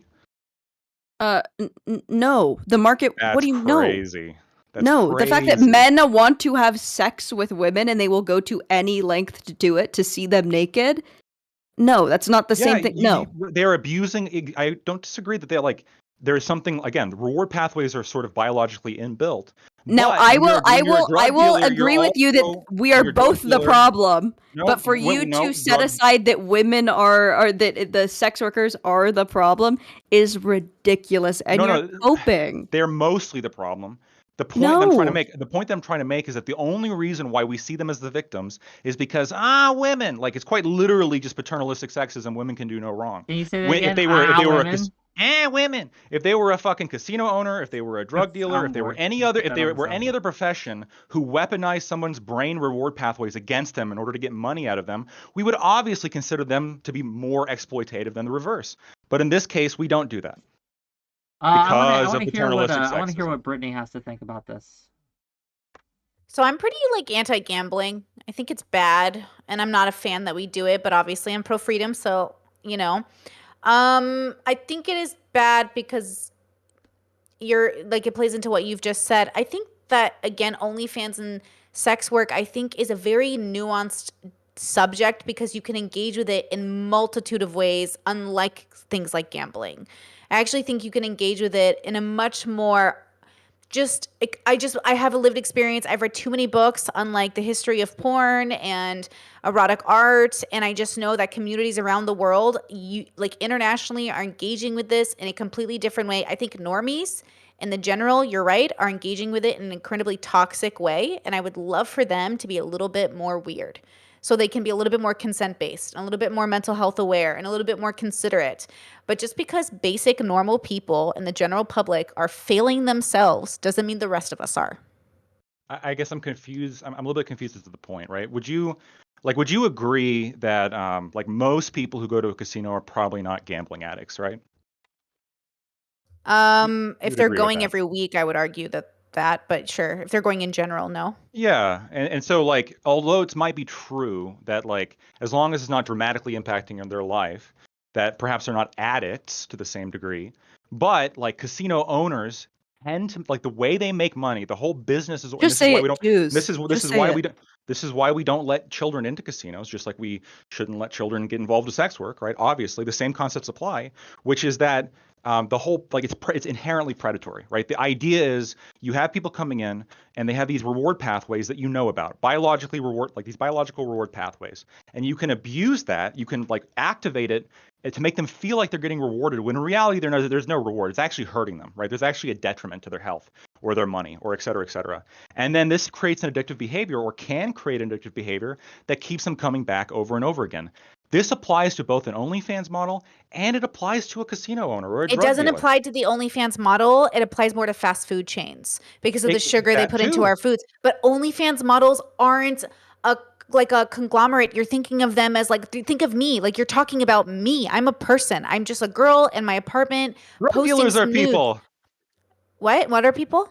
Drug dealers are also people with I their own believe in stories drug and their own dealing. struggles. I'm a drug user. I believe there should be drug dealers in the world that are ethical. I think you should be able to sell drugs ethically. That's right? I fine. believe in That's ethical fine. sex work, ethical Okay. gambling, meaning you know you're going to lose, but you're going to have fun. I think we should be ethical about how we make food in America. I think we should be ethical about how we do things. I'm not going to settle on, well, humans are never going to get there, so we should punish the good people. Don't punish the good people because the rest of you suck. Some of us are really trying here. And I feel like the rest of you are giving up, and I'm over it. So just to be clear, right? I am a base libertarian. I'm a base libertarian. I'm not saying that we should ban any of this shit. Okay, people should probably be allowed to destroy You just want to themselves. complain. Yeah, obviously, I just want to complain and socially chastise people who exploit other people. It's a very Yes, we estrogenic should trait. exploit people. I agree with you. So right, but like here's the problem. Again, it's inherently exploitative because at least under my definition of exploitation, right? Under my definition of exploitation, it's whenever you weaponize somebody's circumstances against them in a way that's not actually beneficial for their overall well-being. like Lactoid, you that. silly I agree goose. with that. Lactoid, you silly goose. Let me That's use drug That's dealing. not sex work, That's period. most of it. Let That's me most use of your it. That's like saying argument all of religion is a against you. cult. Like, bro, where's the It nuance, is a bro? cult. Where is the nuance, my bro? Let me use It's all a Lactoid. cult. Let me use your argument against you. One, you want to take the infantilization away from women and put it on men, okay? For the same reasons you talk about how sex work is exploitative to men, biologically it is also exploitative to women. Women want to be loved. They want to feel valued. They want to feel desired. This is biological in us, right? So if you give an incentive structure of where you can also get money from this and you create the market, you're doing just as much fucking abuse, boyo. Okay, so Yeah, it's I this don't think this is cycle. cope. It's this circular. No, you're coping. Unfortunately, this is if you want to absolute- infantilize men and say that they don't have the agency, do you know how easy it is? Okay, this is another Maybe they thing. love their pimps, and I agree. You pimps need are money to exploiting them, for survive. sure. You don't need sex to survive. If you want to infantilize men who are going to speak for yourself. Jesus You Christ. also don't need heroin to survive, but a lot of people get hooked on that too. True. Okay, but you can infantilize men all you want, and that's fine. I think that everyone has a piece of the pie. And you're a little weenie hut junior. No, you're an exploitator who's hiding behind your womanhood. Right. That's all it is. I appreciate it. I Thanks. cannot tell. Was that flirting? Am I so neurodivergent I can't tell? At the end there, Lav, I wasn't sure. Oh, me? Oh, I'm constantly flirting with everyone, so yeah, probably. Bryce. Yes. Yeah. You're alive.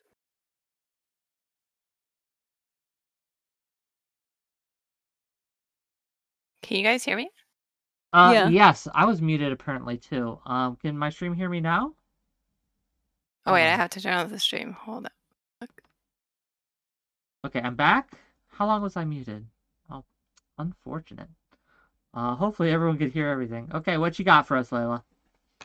Okay, I think there's like two different types of exploitation. So I think if the OnlyFans worker or the sex worker is really rich, then I understand why these guys are saying, you know, that they're being exploited. But I also understand on the flip side when we're talking about women who can't make ends meet and then they're just using sex work in order to make make the bills and stuff like that. But I don't think that means that they can't consent. I don't think that just because they're like getting money from it, it means that they can't consent. In fact, I think that like sometimes when money is involved or a transaction or a contract is involved, it's more clear the consent lines, which I feel like Brittany might agree with the BDSM stuff, but 𝕬𝖎's going to disagree with. I just feel like, and we've had this argument before, I just feel like if you make sexuality or sex a product, especially legally, then rape becomes a property crime, and that's a problem with me.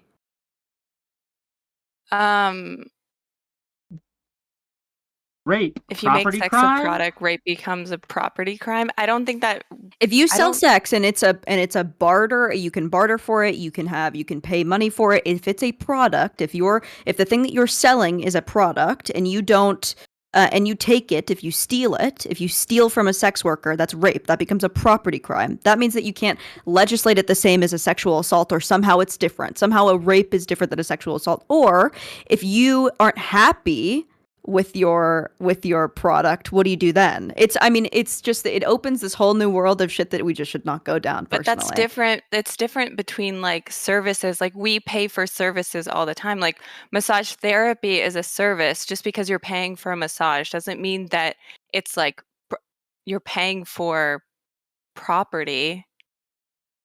Sure, but I don't think a massage is sex. I think that sex is different.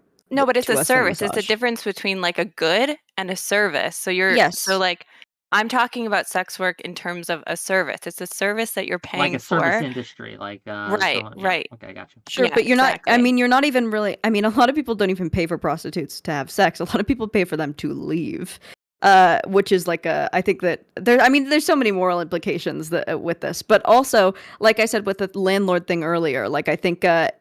I would even if you put massage next to sex, if there is a woman who can't pay her rent and the landlord says, well, you can give me a 2-hour massage, or you can if you can't pay your rent, you can fuck me or give me a blowjob. I would What if much they said, rather. rake my leaves. What if they made you do house like rake my leaves and I'll Yeah, give of you course. like, is that Yeah, okay? I think that's fair. Yeah, I no, think see, that's fair. that's hold on. wrong.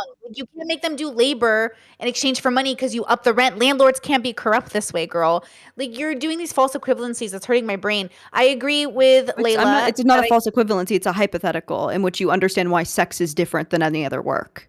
Okay, how about this? We pay people for their bodies, whether they're physical trainers, whether they're wrestling coaches, whether we do You can't MMA. pretend that sex is not different than any other work. Sex You is can't. different, like pie and cake are different, but it's still fucking dessert, girl. I just don't think it should be. I think that that's the degradation That's of fine society. that I think you that's think going they in a bad I think direction. this is the other thing is I think when you take it away, so when you take that option away from women, so when we are saying that women's value is in their like sexual marketplace or whatever, like when we place so much value on women's looks and sex and this type of thing, but then okay, so much value and so much effort is being put into like women's appearances, women's like sexual prowess, I guess, and then you take the ability of women to use that to their advantage. It just seems like it's limiting women. It doesn't seem like it's doing anything to like hinder the Well, I person understand the that's paying for desperation. it. I understand the desperation and the market, and I understand how women exist in the market. I understand how women want to get money. I understand all of that. So I don't think that we should criminalize like sex work. I don't think that prostitutes or sex workers should be given any consequence for the work that they do. I do believe that it should be illegal to buy sex from someone, though. I have a That's I fine. have a quick question for you, Lab, actually, in your like hypothetical where landlord, someone can't pay their landlord, can't pay their rent, or maybe they're having trouble at work and they're about to lose their job. So you mentioned you think it's unethical for the landlord to be like, hey, I'll take $200 off your rent if you suck my dick, right? That would be unethical. Is it still unethical if it isn't the landlord that brings that up, but the tenant? So the tenant's like, hey, I can't make this, I can't make the rent this month. You're going to kick me out. What if I did this for you instead? So would that make any difference for you if it's the Well, so that tenant is different or the- because that's not your employer. So in a prostitution basis, your employer is who is setting. I think it's unethical. in both cases? Sure. Yeah, I think so, but I think to a different. and know what business you're in. It's obviously unethical both ways, but I think especially with the power dynamic of having you be an employee or someone who directly has to give money to or respond to a higher up, like a boss or she's like if your boss asks you to stay after work and work extra, you're like, oh fuck. But if he asks you for a blowjob. But again, what Like, if it's what if different. the employee, right, the person renegotiates the deal and says, well, I don't want to come in this weekend. I know you need us, right? But in order to get out of it, I would offer you this sexual favor to get out of it. You think that's the same level unethical? That's rape. Okay, fair enough. It's rape. That's rape. Yeah. Yeah, I Even think though that's it's- coercion and rape. There's no consent there. It's sex without consent. That's rape. What? It's coercion. Because money's involved. That's the reason. No, why if it's you're rape? if you're saying if you're obfuscating something with the sexual favor, and you would rather just do the sexual favor for 15 minutes, even though that's not enthusiastic consent. So by definition, that's rape. Now there's some women who would rather suck dick than work 60 hours a week. I'm one of those. I would rather suck dick than do that, but I don't think But that if you should did be. it, you would be raping those men whose poor dicks you sucked. No, I don't think it should be socially acceptable in any form of I don't think it should be socially acceptable to make that a job or to trade that. I just don't think that is good for society. Okay. Layla, thank you for coming in. I Any do. other I thoughts? just do want to say that I do think that there is. So what 𝕾𝖎 I think is referring to is a certain type of sex worker who's maybe rich, who doesn't need the money, who is a very small percentage of sex workers, but I feel like gets focused on the most when we're talking about this topic is the sex workers that are super rich and it's very lucrative for them, and there's maybe some cases of them exploiting desperate men, but that's not the majority of sex workers. So I just want to point that out because he's a silly guy. No, that's true. I back that. A majority of sex workers, even on OF, are making $50 to $200 a month. Everybody fucking relax. Yeah. Everyone exactly. relax, Layla. Always a pleasure. See you later. Okay. Bye. Okay. Gang. It's been fun. It's been Yeah. great. It has been fun. Thank you. We've had a wonderful discussion, a wonderful panel. Then we had wonderful call-ins. Gang, if you like the content, hit that like button, hit that subscribe button. I will consensually take your money from you if you send it to me. So thank you again. Tomorrow, hopefully, we'll be having a Is Trump a Threat to Democracy debate. We're going to have IRI, we're going to have 𝕻𝖎, and they're going to be facing it out against two opponents, one of which is a mystery because one person just ditched on me. But we'll figure it out. We'll figure it out, gang. We're going to rate out who is still streaming. Well, you don't stream on Twitch, do you, Brittany? No, I don't. Are you streaming right now? I'm streaming on YouTube, but I don't think 𝕬𝖎 is. 𝕬𝖎, are you streaming right now? No. Okay. So I guess we'll just rate out into... Let's go to Tuna Chip. Do we like Tuna Chip? I love Tuna Chip. He's a perfect eunuch. The perfect eunuch. He's the perfect Tuna eunuch. Chip. Make sure I'm gonna go. Please follow me on Twitter, _Pixie with 2 E's. Thanks for having me. It was great, and love you guys. Bye. Bye-bye. Great. Thanks, Wick. See you guys Have a good later. night. Bye.